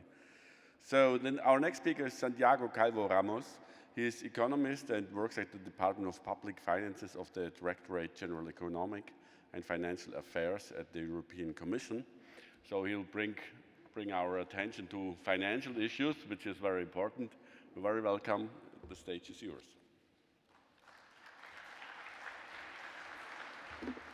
Thank you. Okay, so yes, I'm Santiago Calvo Ramos. I work in DG ECFIN of the European Commission, and I'm going to tell you a little bit about how we would look at indicators on pain and what could be the advantages of having indicators of pain as a measure of quality of the outcomes of the health system. Okay, so this is my disclosure of conflict of interest, which is fairly brief. Okay, so in terms of the work that we do on the fiscal sustainability of health systems, a lot of our work is motivated by what we call the Aging Challenge, and we publish every 3 years, working together with member states, what we call the Aging Report. And this basically projects the increase in expenditure for both health and long-term care systems due to aging, but also to non-demographic determinants. So the beginning of this story is that basically we expect the EU's population to become much older over the next 50 years. So by 2070, a larger proportion of the population is expected to be above 65 basically than currently, with the population between 15 and 65 shrinking quite a lot. And of course that has implications for health systems and also for the cost and the expenditure of health systems. So our projections are basically that this aging plus non-demographic determinants and drivers are likely to increase the expenditures as a proportion of GDP for both healthcare and long-term care systems. And basically in the thick dark lines you can see our main scenario, but you can also see our risk scenario in the discontinuous lines. So the potential for increasing expenditure is quite high as people are older, typically frailer, and life expectancy increases, and therefore more care is needed. Now, this can have implications then for the fiscal sustainability of EU member states. Fiscal sustainability is basically whether providing care is affordable, given the tax income that we have and the debt that we already have. So that's more or less the definition that we use. And therefore, it becomes very, very important to try to think of how systems can be made more efficient. Because if health and long-term care systems can be made more efficient, then we can still provide accessible, good quality care to the population, and we can afford to do so. So therefore, that's why. And we produced a few years ago a joint report on healthcare and long-term care systems together with member states again. And this was basically a summary of the scientific consensus on which are the interventions that can improve the efficiency of health and long-term care systems. And it also has a volume 2, which we have updated now in 2019, which has a description of the systems of each member state, co-written with the member states, and discussing particularly the challenges and possible solutions in terms of improving efficiency. Okay, so just to give you a flavor of the kind of things that we're looking at, we're looking at things such as containing costs on hospital and pharmaceutical care, investing in primary care, which is typically more effective, leads to better outcomes, and is also more affordable, and prevention, dealing with budget overruns, fiscal pressures, etc., improving the quality of information, and I think it's here where pain indicators actually are very, very relevant. And then improving the governance in general in terms of how the integration both between healthcare and long-term care and between each of those systems. Now, in terms of quality indicators, basically, what I see as the advantages are that they are a way of reflecting the quality of care more accurately. Since these are outcomes that are typically seen as byproducts of the care in some cases, in other cases they affect the quality of life. But in long-term care, you tend to look at the functionality of people, more at whether they are in pain or not. And in healthcare, there's a tendency to focus on the outcomes in terms of the health status rather than the pain. So it would allow for more, basically more precision when discussing what are the outcomes of care. And because we're interested in efficiency, that's very important because we need to look at the outcomes, we need to look at the inputs, the expenditure, and we need to compare the two. So if we can understand quality better, that is incredibly useful for us. Then it allows us to assess the burden of chronic diseases more accurately, which is, of course, very, very important when pain can be a big part of that. And to some extent, we can also use that to measure the degree of integration across healthcare and long-term care, and also within healthcare.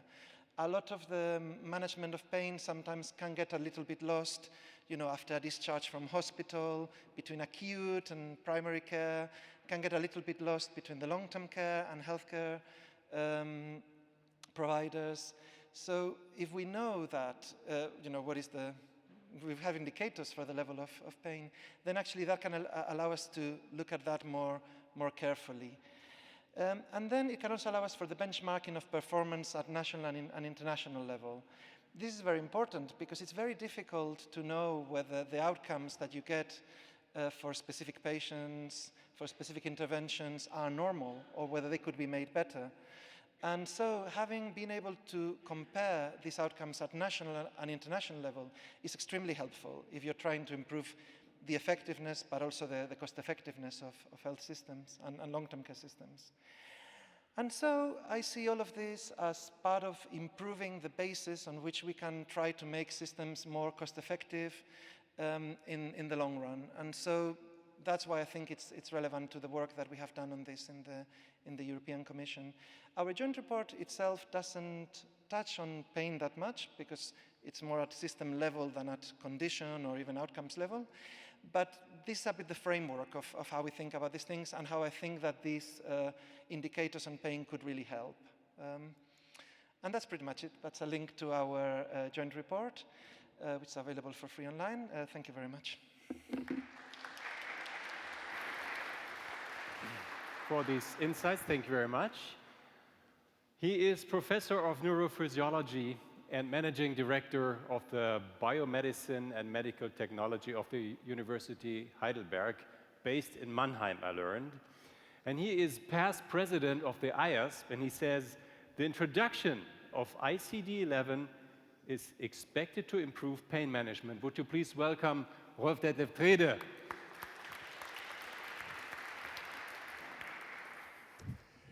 Thank you very much for the warm welcome. I think I owe you an explanation why I arrived late. ICD, the foundation of it, is a living document, and there's a medical scientific advisory committee that has a teleconference every month, of which I'm a member. So we just had a vote on, we made 17 decisions just a minute ago about terminologies in the foundation. And it's highly relevant what you heard from Ulrich Vogel, that words mean a lot. And even in the English language version, there are some imprecisions in there. So one of the things we had to discuss was gender incongruence. And one note was, how do you translate the difference between sex and gender into all the languages in the world? So the consequence for you, if you work on your language translation and find something funny, reflect it back to the WHO, because right now it's a little bit stuck in the English language, but the concept should be relevant to all the languages that we all speak. So, yeah. That was not the aim of my presentation here. The aim was to introduce you to a document that we hope to be able to hand over to the health attaché of the German representation here in Brussels in preparation for actually a set of 3 presidencies, Germany being the first, followed by Portugal and Slovenia. And it's going to be about addressing pain as a health indicator by implementing ICD-11 and ICF. Now, to see where the presentation is with respect to where I am. Okay, so I was still on this slide. the second slide includes my conflicts of interest, but also the topics that we discussed at a workshop yesterday, which was about health data standardization.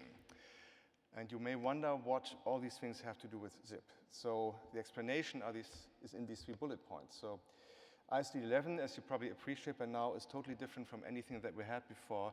It's electronic, it's a database, which means it offers many opportunities and chances in the future that we did not have before. Of course, WHO is interested that people use it. You heard from Ulrich Vogel that it's not so easy to persuade people who like what they have to install any changes. And therefore, if the pain field expects progress from the introduction of ICD-11 and ICF, we could actually help WHO in their quest to implement this. The other thing that you've heard many times here is that digital health really is high on the agenda for the European Union. So if this process that we want also involves digital health and digital instruments, then we also can help the EU to reach its aims in helping member states with the healthcare system. And with this synergy, we can hope that WHO and EU help us to improve pain management. So that's the idea behind it. So there's a background here. So the background sounds like it's a historical report. All of this happened this year, actually in the past 6 months. So it's a really very new type of background. So May 25 this year, the World Health Assembly adopted the ICD-11 classification that had been worked on many, many years, had been expected to appear much, much earlier. The important thing you already heard in Ulrich Vogel's presentation, the vote was basically on mortality reports, whereas the implications where currently ICD-9 or 10 are hidden throughout the entire healthcare system. So many, many implications. And of course, in our case, we're also interested in the morbidity parts. So the challenge is to bring this to real life, and it means there needs to be some policy rollouts across the member states, and some of them are in Europe. So the societal impact of pain initiative plans to support this. So there are these policy recommendations that you see at the bottom. So how do I point here? I think I point there, yeah.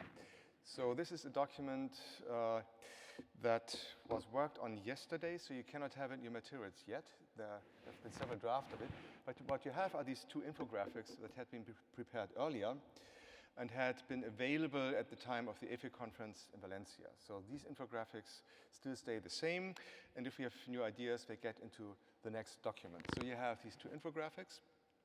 They have been developed by experts, and now a group of experts has worked on these draft policy recommendations. The workshop was yesterday, and we actually tried to include many comments of what people discussed yesterday into the document that is going to be handed over to the preparation of the German presidency.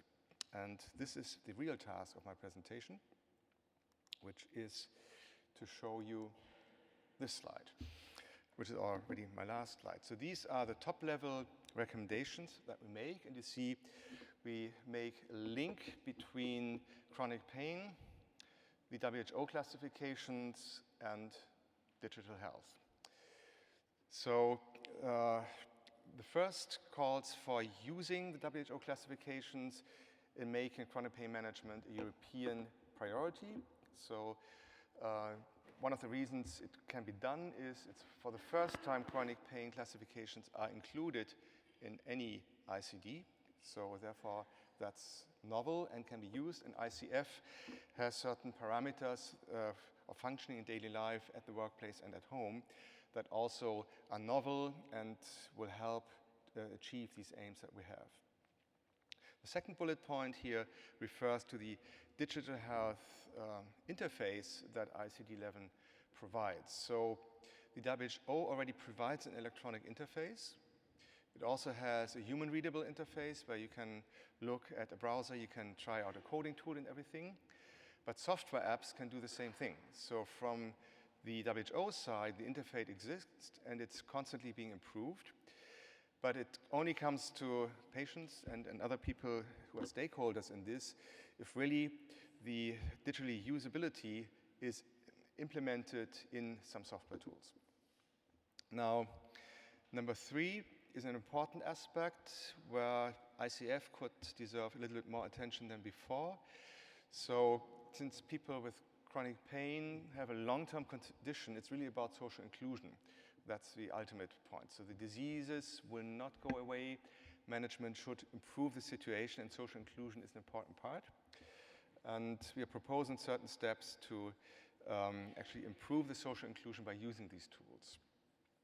Now, the last one is a trivial one, or not so trivial, depends on your position, that all relevant stakeholders need to be included.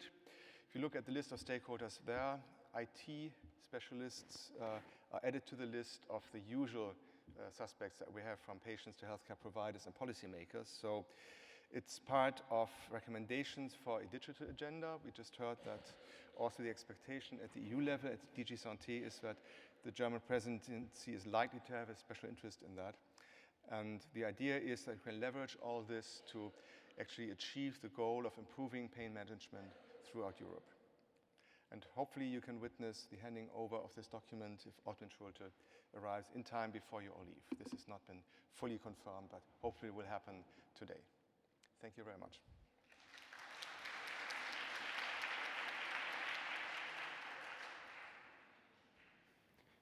Sorry, just got one question. Thank you very much, Wolf Detlef, for it's a lot of work to do, I guess, in the future.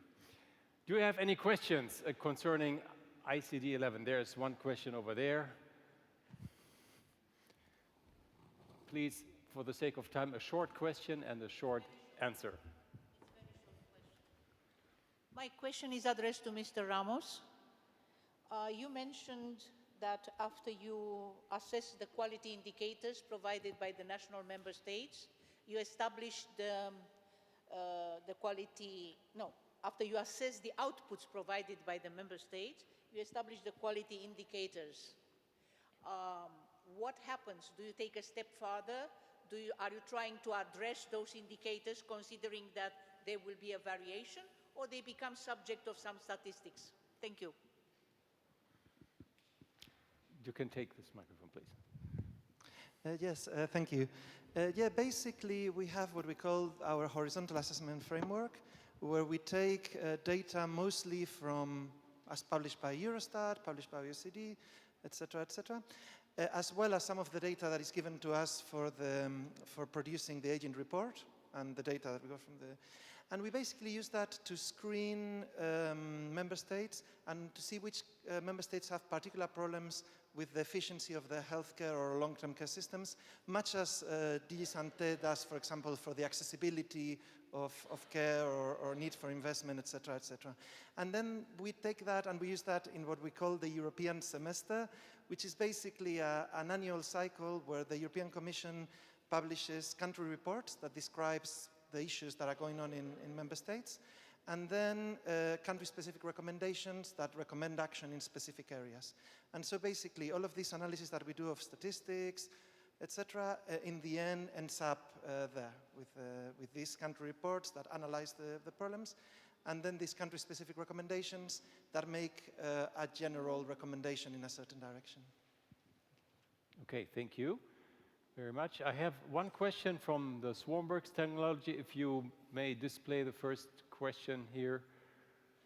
It says, will it be possible to standardize the assessment of pain in order for it to be fairly used as a quality indicator?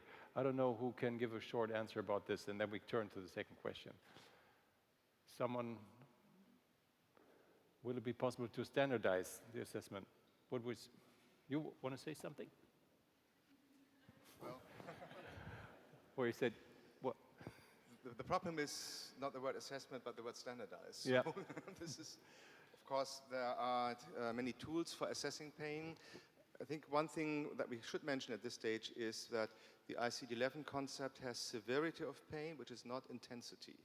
Intensity is one aspect, functioning daily life is another aspect, and suffering is the third aspect, distress. So that's one thing that is promoted, but of course WHO does not provide the measurement tools.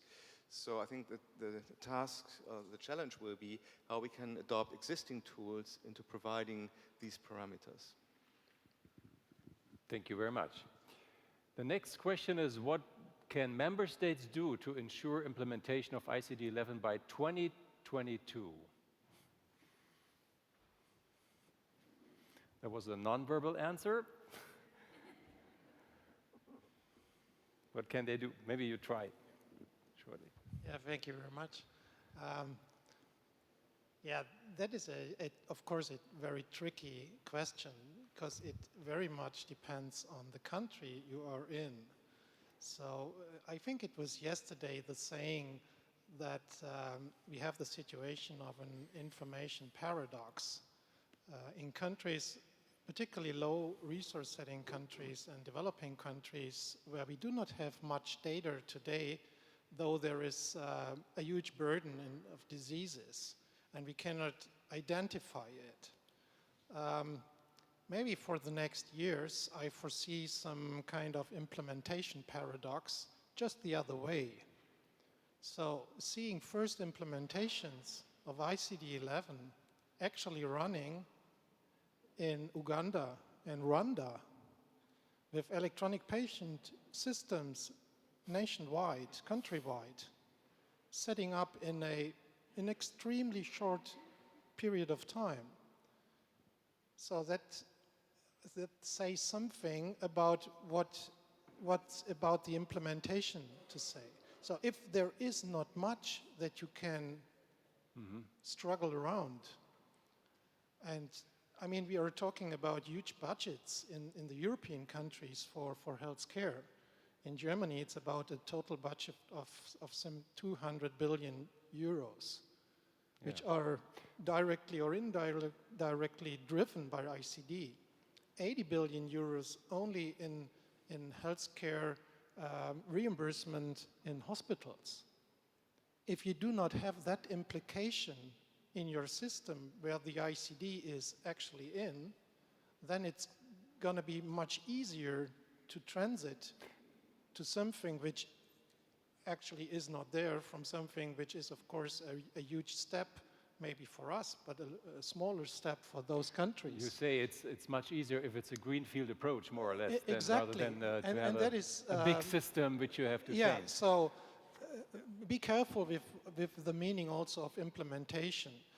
The resolution says not implementation, but becoming into effect. Yeah. In the meaning of the resolution, that is about delivering health statistics and data for World Health Assembly. So, yeah. With respect to the time, a short answer here and then a short answer from your side. So I think a SWOT analysis, like the one that Ulrich Vogel mentioned for Germany, will be useful. So what are the current weaknesses? Are there any that you want to take care of? And also, are there any opportunities that can fill these? The interesting thing is that DG Santé and DG Eyecone both mentioned quality of health data.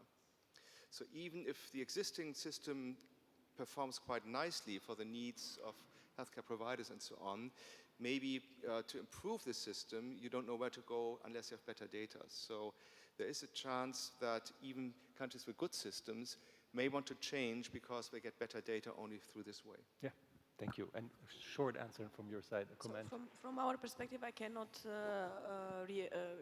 underline enough the importance of the quality of data. Now, when it comes to the funding, I would like to remind basically that we are in the full swing of negotiations of the next MFF, Multi-Annual Financial Framework, and especially of the shared management funds, especially European Regional Development Fund, where the member states now, they are putting forward their needs for the operational programs. What do they need to finance? And equipment, infrastructure, including in the health sector, they can be financed. So now it's up to the member states also to put them on the agenda and to put them in the operational programs should they want to finance this kind of either setting up of the system of transition from ICD-10 to ICD-11. But of course it's a work from the member state side, and then it's on the level of the negotiation with the Commission. From our side, we are supporting this, we are supporting the interoperability.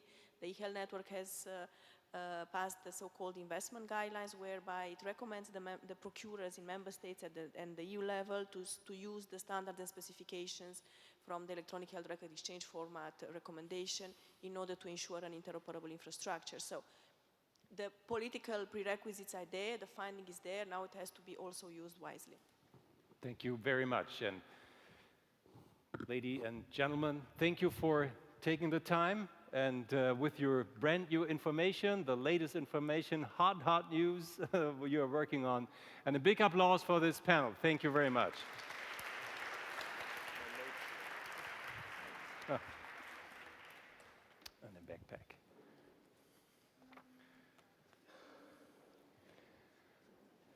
Thanks a lot. Well, we are coming to the last panel round, and I need Sam again as my co-moderator. And other than in the other session, I would kindly ask you to answer this question, which is coming right now on the iPad during this session. So you have time, and the question says, what should be the SIP priorities in the next 10 years? So take your time during this session. You have time. We will give you another question at the half of this session, and then we look at the results. So you have time to do it, but it's an individual response. And now we are ready to introduce our speakers or statement givers for the next session. Can I, is this working? The mic. Hello. Can I call to the stage Thomas Eisenberg, Deirdre Ryan, Monica Encini, and Thomas Tuller.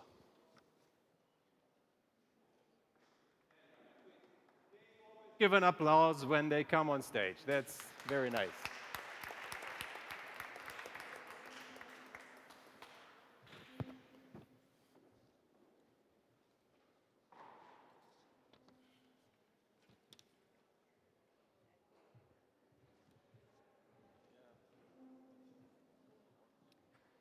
If I understand correctly, we have apologies from Jeroen Lehner's MEP, who has been a supporter of SIP for a number of years now and is still a very active MEP on the Employment Committee in the European Parliament. I think we're going to start with Thomas Eisenberg. Thomas is the Executive Director of the German Pain Society and also a member of the Berlin Parliament, so a man with his hand in the political world as well. And Thomas is going to talk a little bit about the German Pain Society and their activities.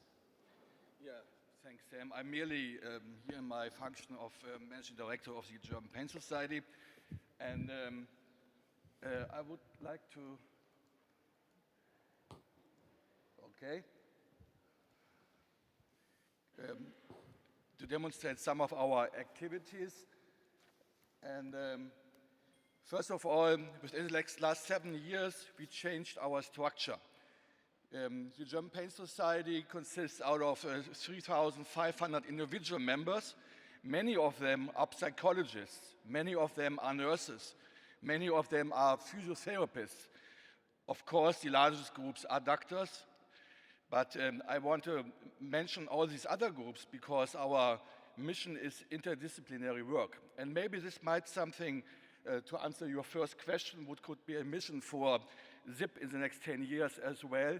Maybe also to emphasize more than in the last couple of years, the interdisciplinary work of pain management, also in Europe and also reflecting in such workshops like today. Then we changed our bylaws in the society. We incorporated all these scientific medical associations that have a concern around pain. So we consist out of these umbrella organizations with roughly 100,000 members, plus patient organizations in the field of pain. And then we set up in the last couple of years a national health forum. We do not have a national ZIP platform, but we don't need this because the local chapter is the national ZIP platform by work anyway. So we put up the national health forum, which conducted several sessions in the last 6 years. Actually, we had 6 sessions. One was on chronic pain in the situation itself, then what's the situation in nursing hospitals and nursing institutions for elderly people, how is the quality of pain delivery, how is the orientation in terms of patient orientation, what can be done for young children and for adolescents in the next couple of years. That's topic tomorrow with our National Pain Forum. And exactly because of this broad approach, we were quite successful in some achievements. For example, the National Parliament set up with the Health Ministry a disease management program in back pain, for back pain patients. It's described exactly how back pain patients should be treated, and there is a payment system set up for this, and this will be nationwide set into place starting next year. Plus, there is an institution called the Federal Joint Committee, which is the umbrella organization, an administrative structure of all hospitals, of all doctors, of all insurance companies. And the patient organizations, they have the right to debate their issues, and they have the right to put forward issues they would like to have, they would like to make proposals on. So the patient organizations consulted us and put forward a proposal to work on also acute pain indicators, quality indicators. And this is now being discussed in one of these really many subcommittees. It could turn out like the situation in Spain or in Netherlands, so maybe we will have later on an acute pain health qualitator in this area as well. Then the permanent conferences of the health secretaries, health ministries of the federal states and the federal government put up a resolution on pain. And we are now going to evaluate how this has been changed, the situation in the federal states. And we will discuss this next year with our federal governments ongoing. And then I would like to point out a third major achievement out of all these discussions. We have a law in Germany which obliges the health insurances to spend 300 million euro each year for health delivery, for service research, and for new programs within this area. And we were quite successful also as Pain Society, as German Pain Society. We got 2 big projects, one in the area of chronic pain, it's called Pain 2020, and one in the area of acute pain.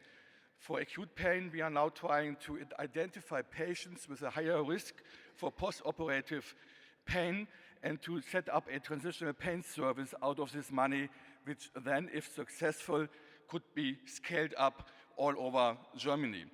With the other project, Pain 2020, we try to identify patients who are not in a too chronic situation for the intensive care treatment, but we try to put up 2 new pathways with education and lower intervention after a thorough assessment, interdisciplinary assessment, as a structural element for pain delivery in Germany.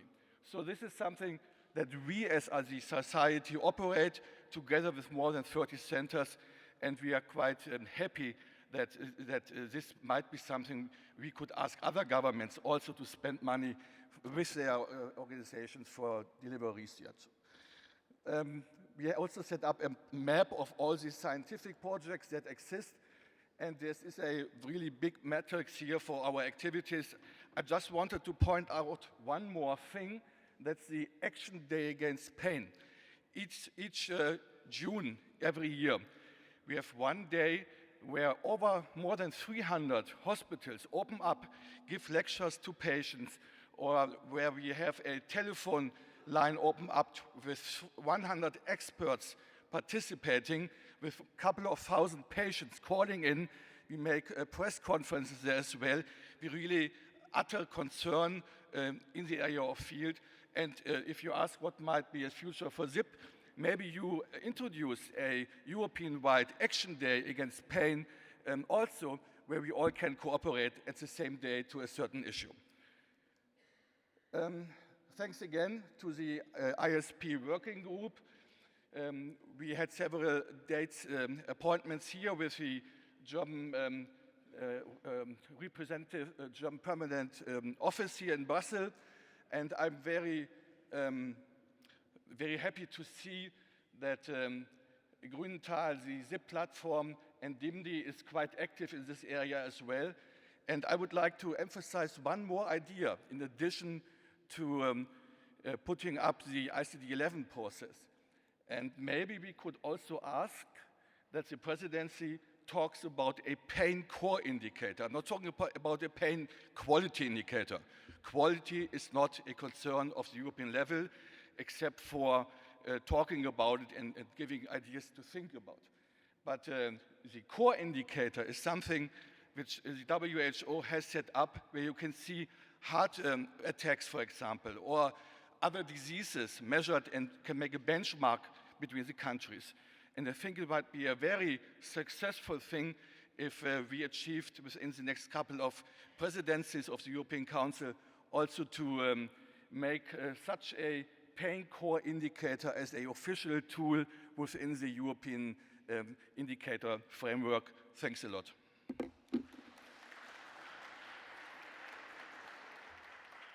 Thank you, Thomas. Although Germany is not an official SIP chapter, I think there's a lot of activities that you've had in Germany that create a really great example for some of the activities that we're trying to push forward at national level in other EFIC chapters and in national SIP platforms. I'd like to call to the podium now Deirdre Ryan, who is the chair of Chronic Pain Ireland and is also a board member of Pain Alliance Europe. Thank you very much. It's now good evening, isn't it? Almost. We've made it this far, so I'll just ask for a little attention.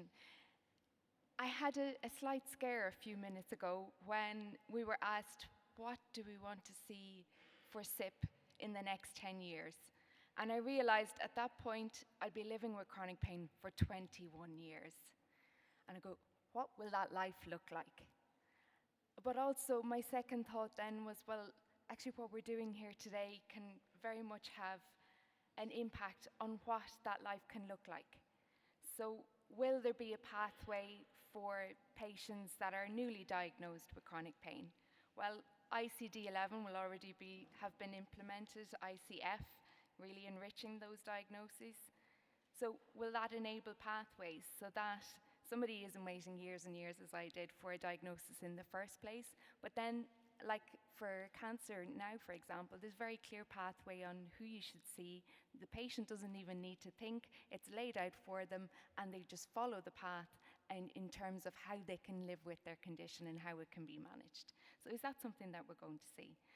I think at European level, in a slightly less personal way of looking at things, I think big data really is, how we all interpret this big data is really going to be a large part of how we operate as individual organizations and as SIP. So it's all this drive, so much so in the research and gathering big data and, you know, seeing the big picture, but also remembering how do we let that also trickle down? How do we bring that back to national level, at the national SIP level as well? Will the indicators for pain, will that have determined quality within our healthcare systems? Or was it more like a core measure as to the condition itself? What will that look like? And I know Joop, the president of Pain Alliance Europe, he very much sees indicators as, especially in the next few years, something that really can be developed. But work that we've been doing at the advocacy level and the lobbying level too, that, for example, with the Brain, Mind, Pain MEP interest group, even recently we've been speaking with the MEPs. We've many signatories at the moment.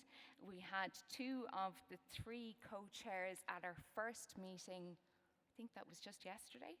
The days go by quickly here in Brussels. I think it was yesterday.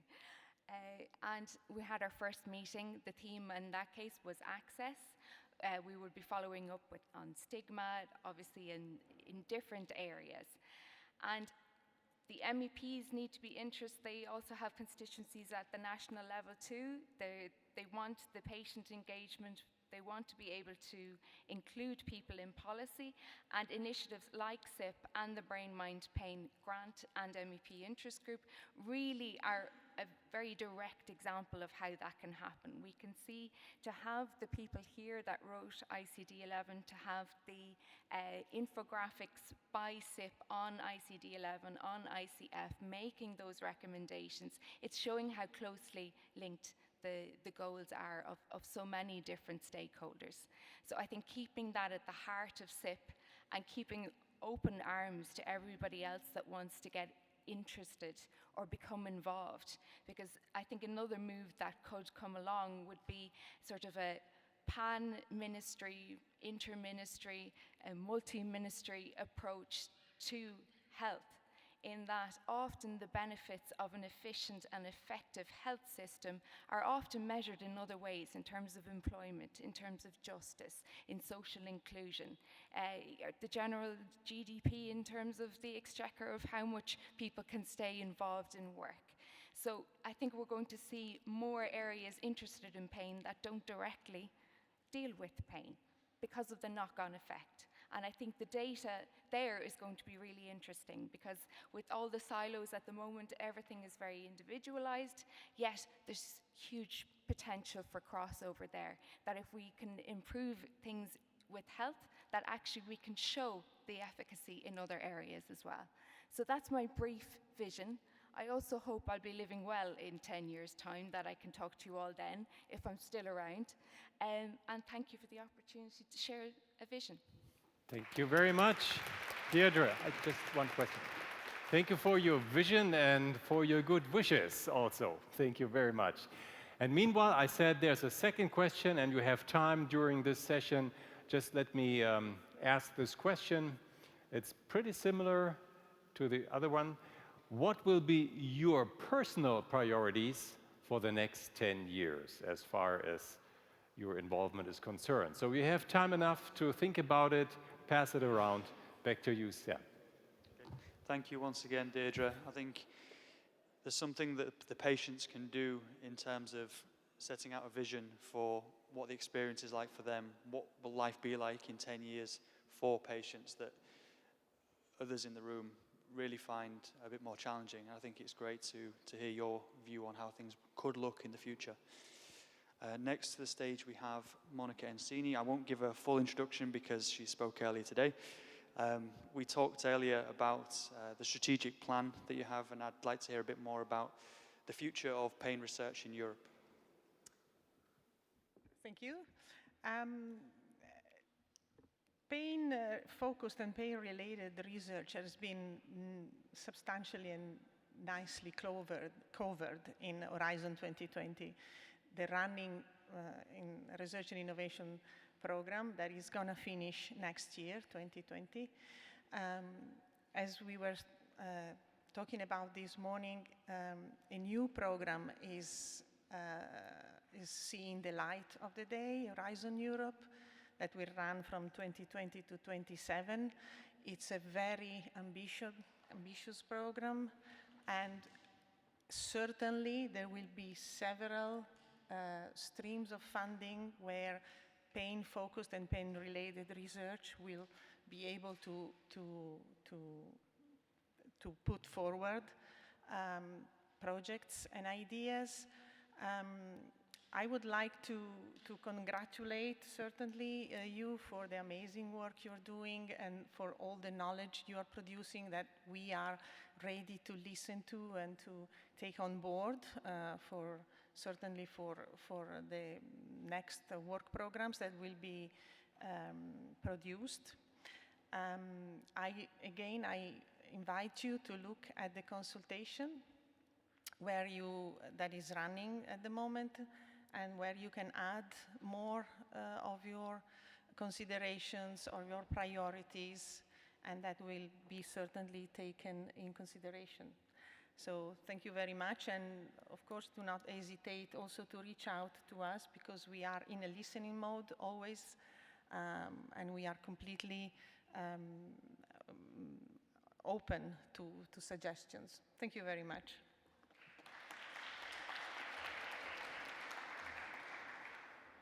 Okay, and our final speaker on this panel is Professor Thomas Tuller, the Advocacy Committee Chair of EFIC and board member. Thank you. So unlike usual, this time I come with a piece of paper to the lecture. This is from the External Relations Director, Vittoria. She said, 3 minutes, you will speak last. Well, I subdivided what we want to say from our point of view as European Pain Federation. The subtitle is The Future of Pain on the Political Agenda in Europe. And I have subdivided this into relations and dedications, research, education, future, and SIP platforms. So, first, relations and dedications. As the European Pain Federation, we are proud on all the achievements of our collaboration with we had with this societal impact of pain platform, and we want to continue on this. We have heard, and this will be on our agenda, that research will come, and we will have options with the IMI, and we might also have options with Horizon Europe. And of course, we have heard also that digital medicine will be an important issue, and ICD-11 and ICF will be on our agenda to disseminate, and really strongly to help to disseminate it. And the next point then will be, I had the chance to speak about it myself this morning, to implement digital medicine into a better and broader treatment of patients. Then we will certainly continue on holding up the education.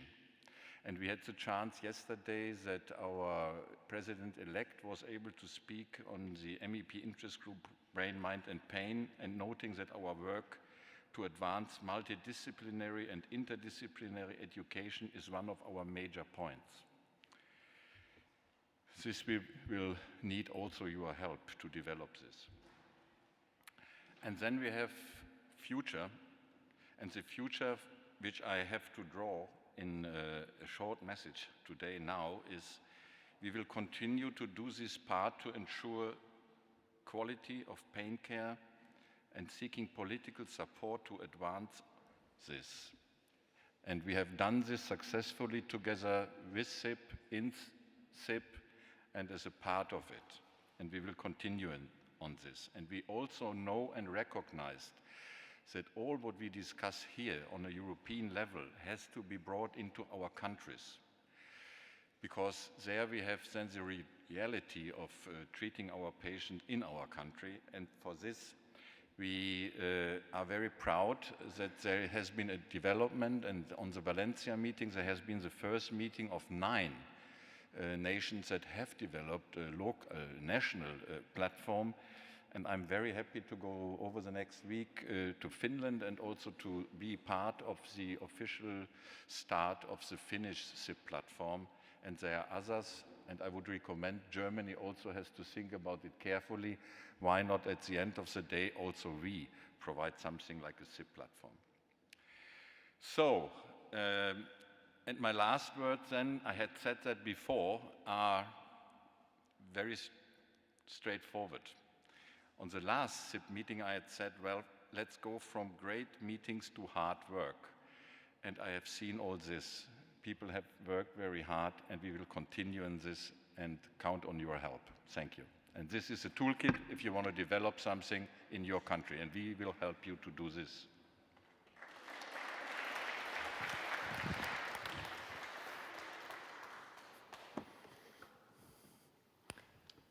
Okay. I'll just start with a question from my side. We'll open up to the audience afterwards.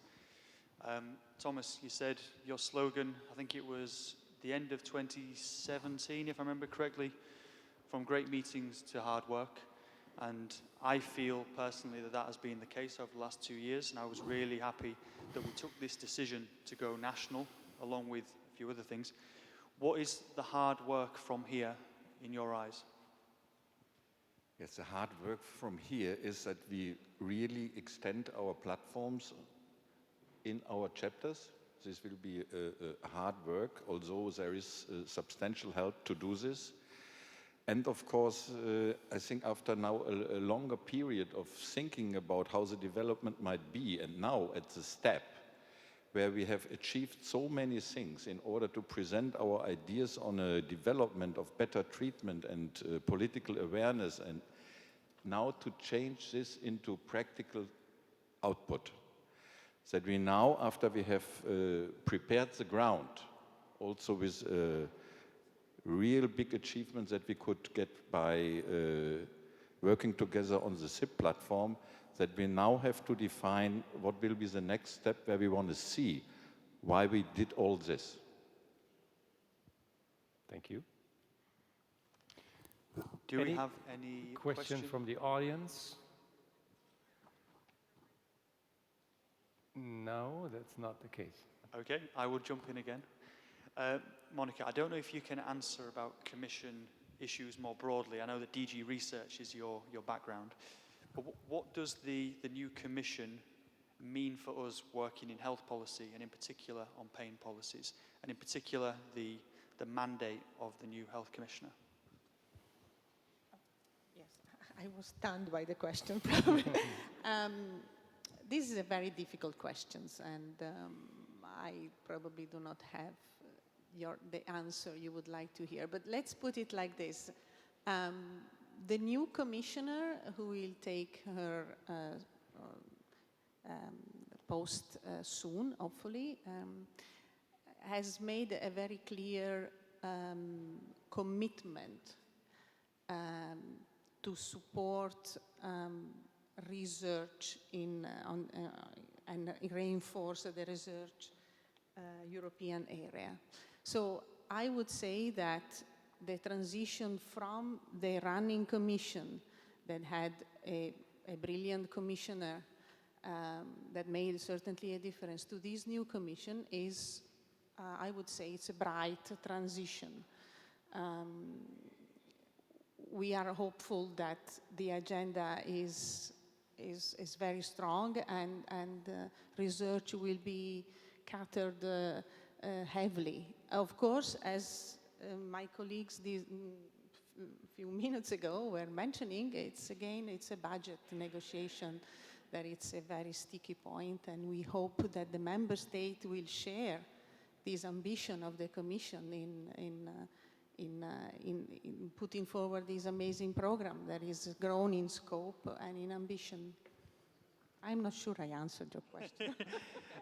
Maybe it was a little bit unfair of me, but I was hoping that you might be able to say something a little bit more about Stella Kyriakidis and the future of Commission from a health perspective. Okay, that would be that would be DG Sante. It's too bad, actually. Is the colleague from Sante still here? She's gone, isn't she? Oops. Okay. Again, the Sante Commissioner is certainly, again, she put forward a very strong statement. She's completely committed, and I would say she's just a very, let's say, because of the cancer mission and because of her personal commitment in this, I'm sure there will be a great output. So again, she's an amazing choice, and certainly she will deliver very strongly. And again, these are days where the DGs are starting to work together, and so we work very closely with Sante, and so we try to make things more and more and more coherent, which would be good news for everybody, I guess. Thank you very much. All right. Any more questions from the audience, maybe? If not, I've got plenty more. I'll go with them. Thomas, you've got a very strong organization in Germany. If only all of our EFIC chapters were as strong as the DGSS, I think we'd be in a very different position. I know some things are down to the size of the population, the resources available, but what are the success factors for what you do in Germany that could maybe be learnt by other EFIC chapters and other SIP national platforms? Well, I don't know, but I believe that the infrastructure of a organization is very important. I mean, we have 3,500 individual members.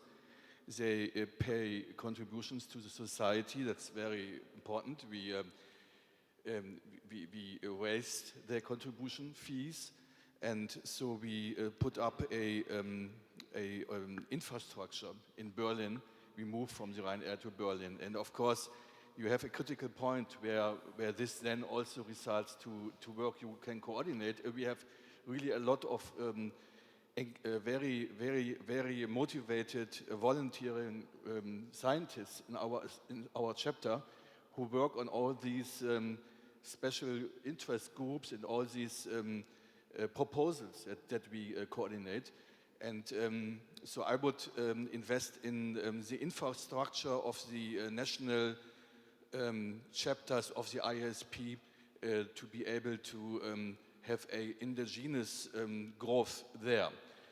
It's good to spill Europe over with ZIP activities, but there's a lot of external finance within that process, I believe. And I think for a sustainable growth, it's important to strengthen the local entities of the ISP chapters. Thank you. One last question. One last question. We'll keep it quick. Deirdre, as the patient representative we have here today, tell us, what is the view of Pain Alliance Europe, if you can speak for them, with regards to the future of SIP? Where would you like us to go that we haven't been before in the next 10 years? I think it's probably more of the world that we want to see, if we imagine that as a place where the patient is believed, that the stigma has been reduced. I think we're really laying the foundation for that now. But that, like we've seen even in developments of mental health around stigma, that pain can go through a similar kind of journey. And really that all the research and all the hard work that's been put in now has been put into actual clinical practice. That we see not just from an academic point of view the changes that can be made, but that actually people are actually living that, and that patients are still at the core of the decision-making process, but also involved, as we've been talking about all day, from the very beginning. And that's also within hospital management, within research, within healthcare, within insurers, within all the stakeholders, because the politicians understand that the people will go on the streets eventually if they're doing something so bad, but not everybody else has the same accountability in that same visible kind of way. We don't go outside our local GP and protest waiting to see them for so many weeks. But in a way, I think Pain Alliance Europe want to see that the work that's been put in now has created a future where that change has happened. Thank you very much for all the answers. And it's a nice segue, because here is the result of the first question. What should be the SIP priorities in the next 10 years? Let's have a look at the word cloud and see if this is matching. Okay. Okay, I can read implementation, okay. And it's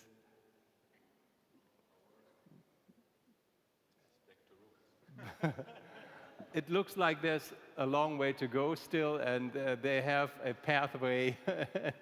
I think we might need some glasses to look into this a little bit more deeply. Right. Okay, then we have another one. What's your priority and priorities? Education is pretty, so you still want to work on education. Remember, the bigger the word, the more it was mentioned. Yes, so with this look into the future, I would say thank you very much for you being here. And Sam, thank you for your co-moderation. Thank you, Monica. And now, remember what I said at the very beginning. We have a quiz. And now I can reveal the winners of the quiz. You want to see who got the most points? And here are the top scorers. I hope some members are here. The Power Rangers, they got 500 points. The Brainers, 400. The Ladies, 400. And Hercules, also 400. Congratulations, and a big applause to the winning teams. Who is it? Is somebody here from the team? Because we have a present.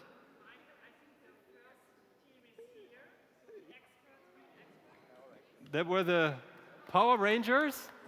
Power Rangers! Power Rangers, Deirdre. Hey! Woo. Somebody, a representative of the Brainers, the ladies and her, what's that? The Brainers. And the ladies. Over there, okay. Brainers over there.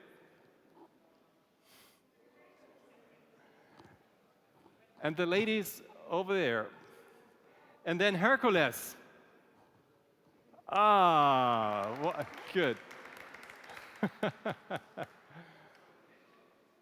So thank you very much for participating in this little quiz game.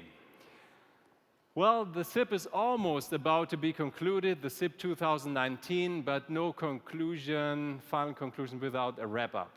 And I would like to ask you, Bart, to give your wrap-up of this 2 days. Thank you. Ladies and gentlemen, SIP, 10 years, it has been a long journey. And this definitely has also been a long day. So I will not stretch it unnecessarily.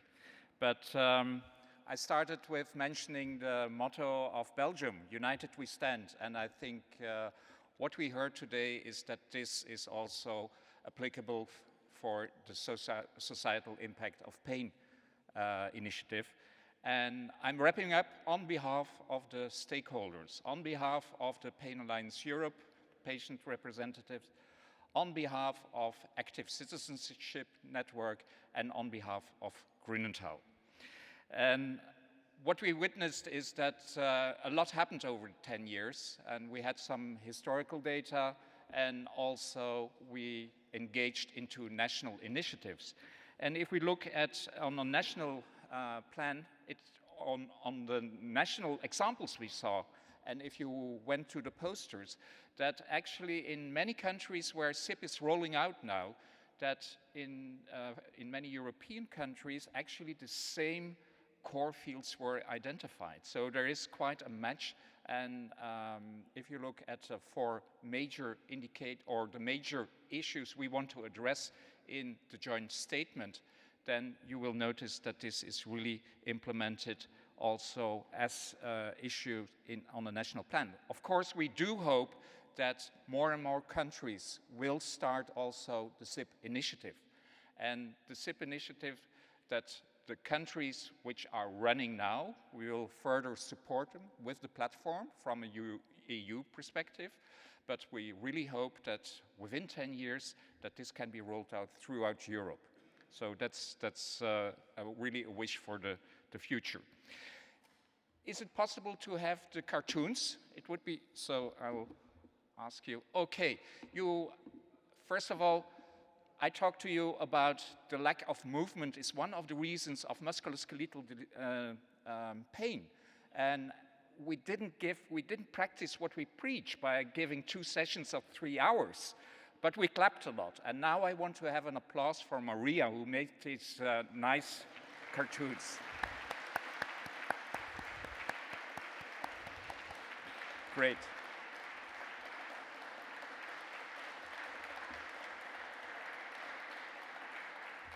And that gives me the opportunity to give the wrap-up, because we discussed, apart from the pain policies and the national platforms and the outlook to the future, the 4 core domains of the joint statement. Pain research, and we heard examples of national initiatives on pain research. to produce data. We heard the involvement and the need for involvement of patients into research agendas, but also in performing research. We heard that there are many millions spent on innovative medicine initiatives. The IMI is a very nice example of collaborative research, where it's also patients are involved, but also many, many different stakeholders. And then you learned that you need to hurry up if you want to influence policy on an EU level, and that the deadline is approaching. So if you're ambitious and to check this and you want to give directions, please go to their websites.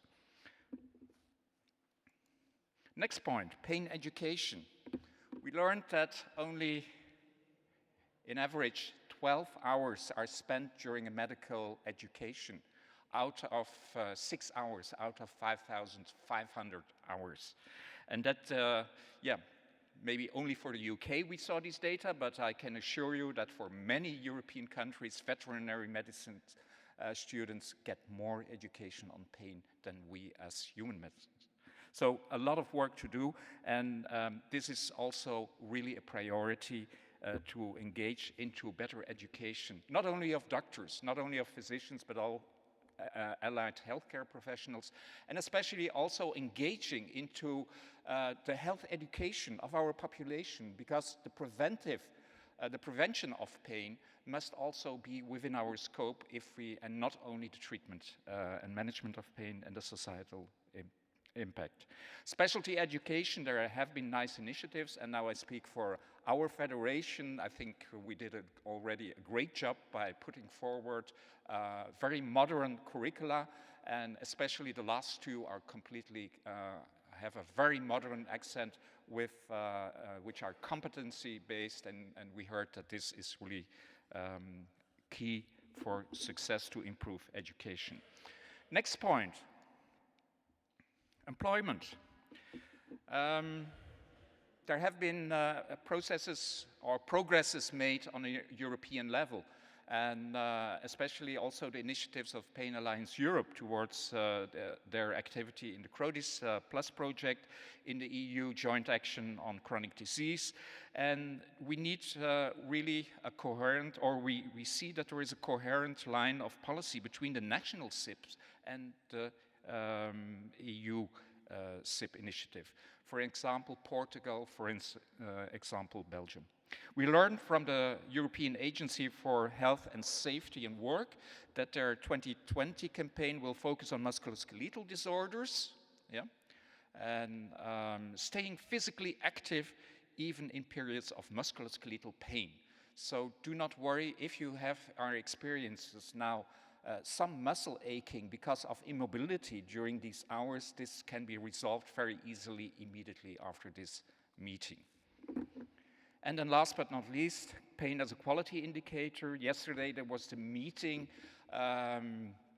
in the German permanent representation in the EU in the light of the preparation of the German presidency, and you learned that there has been a meeting where the implementation and the political actions around the ICD-11 and International Classification of Function, the ICF, was discussed. Importantly, with ICD-11, in the end, chronic pain has got a place in our classification systems. And if you have a name and if you're classified, then we're a step forward to recognizing pain, also chronic pain, as a disease in its own right. So this is a major achievement. And hopefully this will become part of, we hope that Germany will take this, the meeting of yesterday and the following up outreaches, and we have the hope that they will take this also into their agenda. Let's see what happens, but it would fit in very nicely into their e-health agenda. We heard that there are many challenges in the implementation of ICD-11, but still it's a very important point. And this can also bridge gaps in the assessment, not only of the societal impact of pain issues, but also as an element that fits into the quality and performance of the healthcare systems as a whole. So we heard about, for instance, this entering the electronic health registers by DG Sante, but also contribute to health and long-term care of sustainable healthcare systems from DG Ecfin. So there is also always a very economical and financial angle to it. What will SIP do within the next year? Of course, we will support rolling out further, hopefully new countries in their initiatives, and then support also the national initiative and strengthening EU advocacy efforts.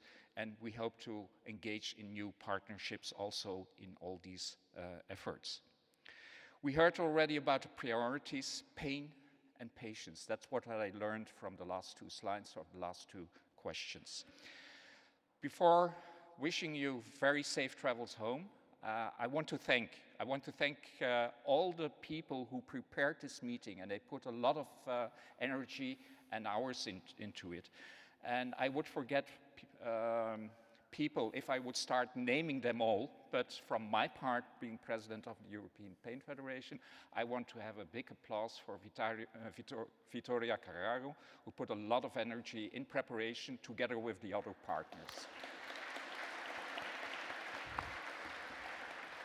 Of course, with the other partners, our EFIC office, Sam Kinman, Mariana, also Crystal Gavels, we do have a professional organization now. Of course, Gudula, where is Gudula? She was sharing or handing out the presents. And then, of course, an anchor over this 10 years journey is Norbert van Rooij. Yeah, thank you, Norbert. And then, because I'm forgetting to name people, I want a general applause for all those who put many time into these actions. So that's for us. On behalf of all stakeholders from our SIP platform, I really wish you safe travels home, and I hope to see you on next occasions for the societal impact of pain. Thank you very much indeed.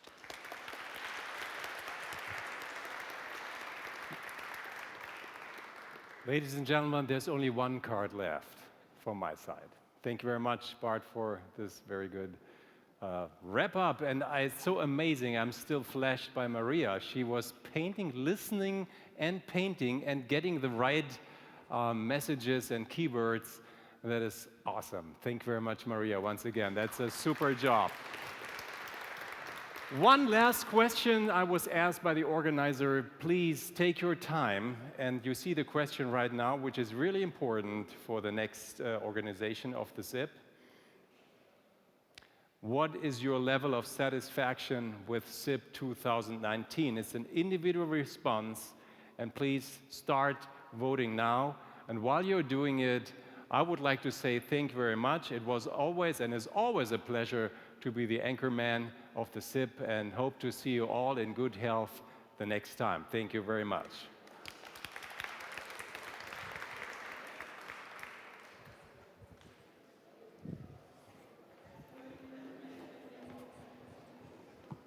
Awesome. Awesome.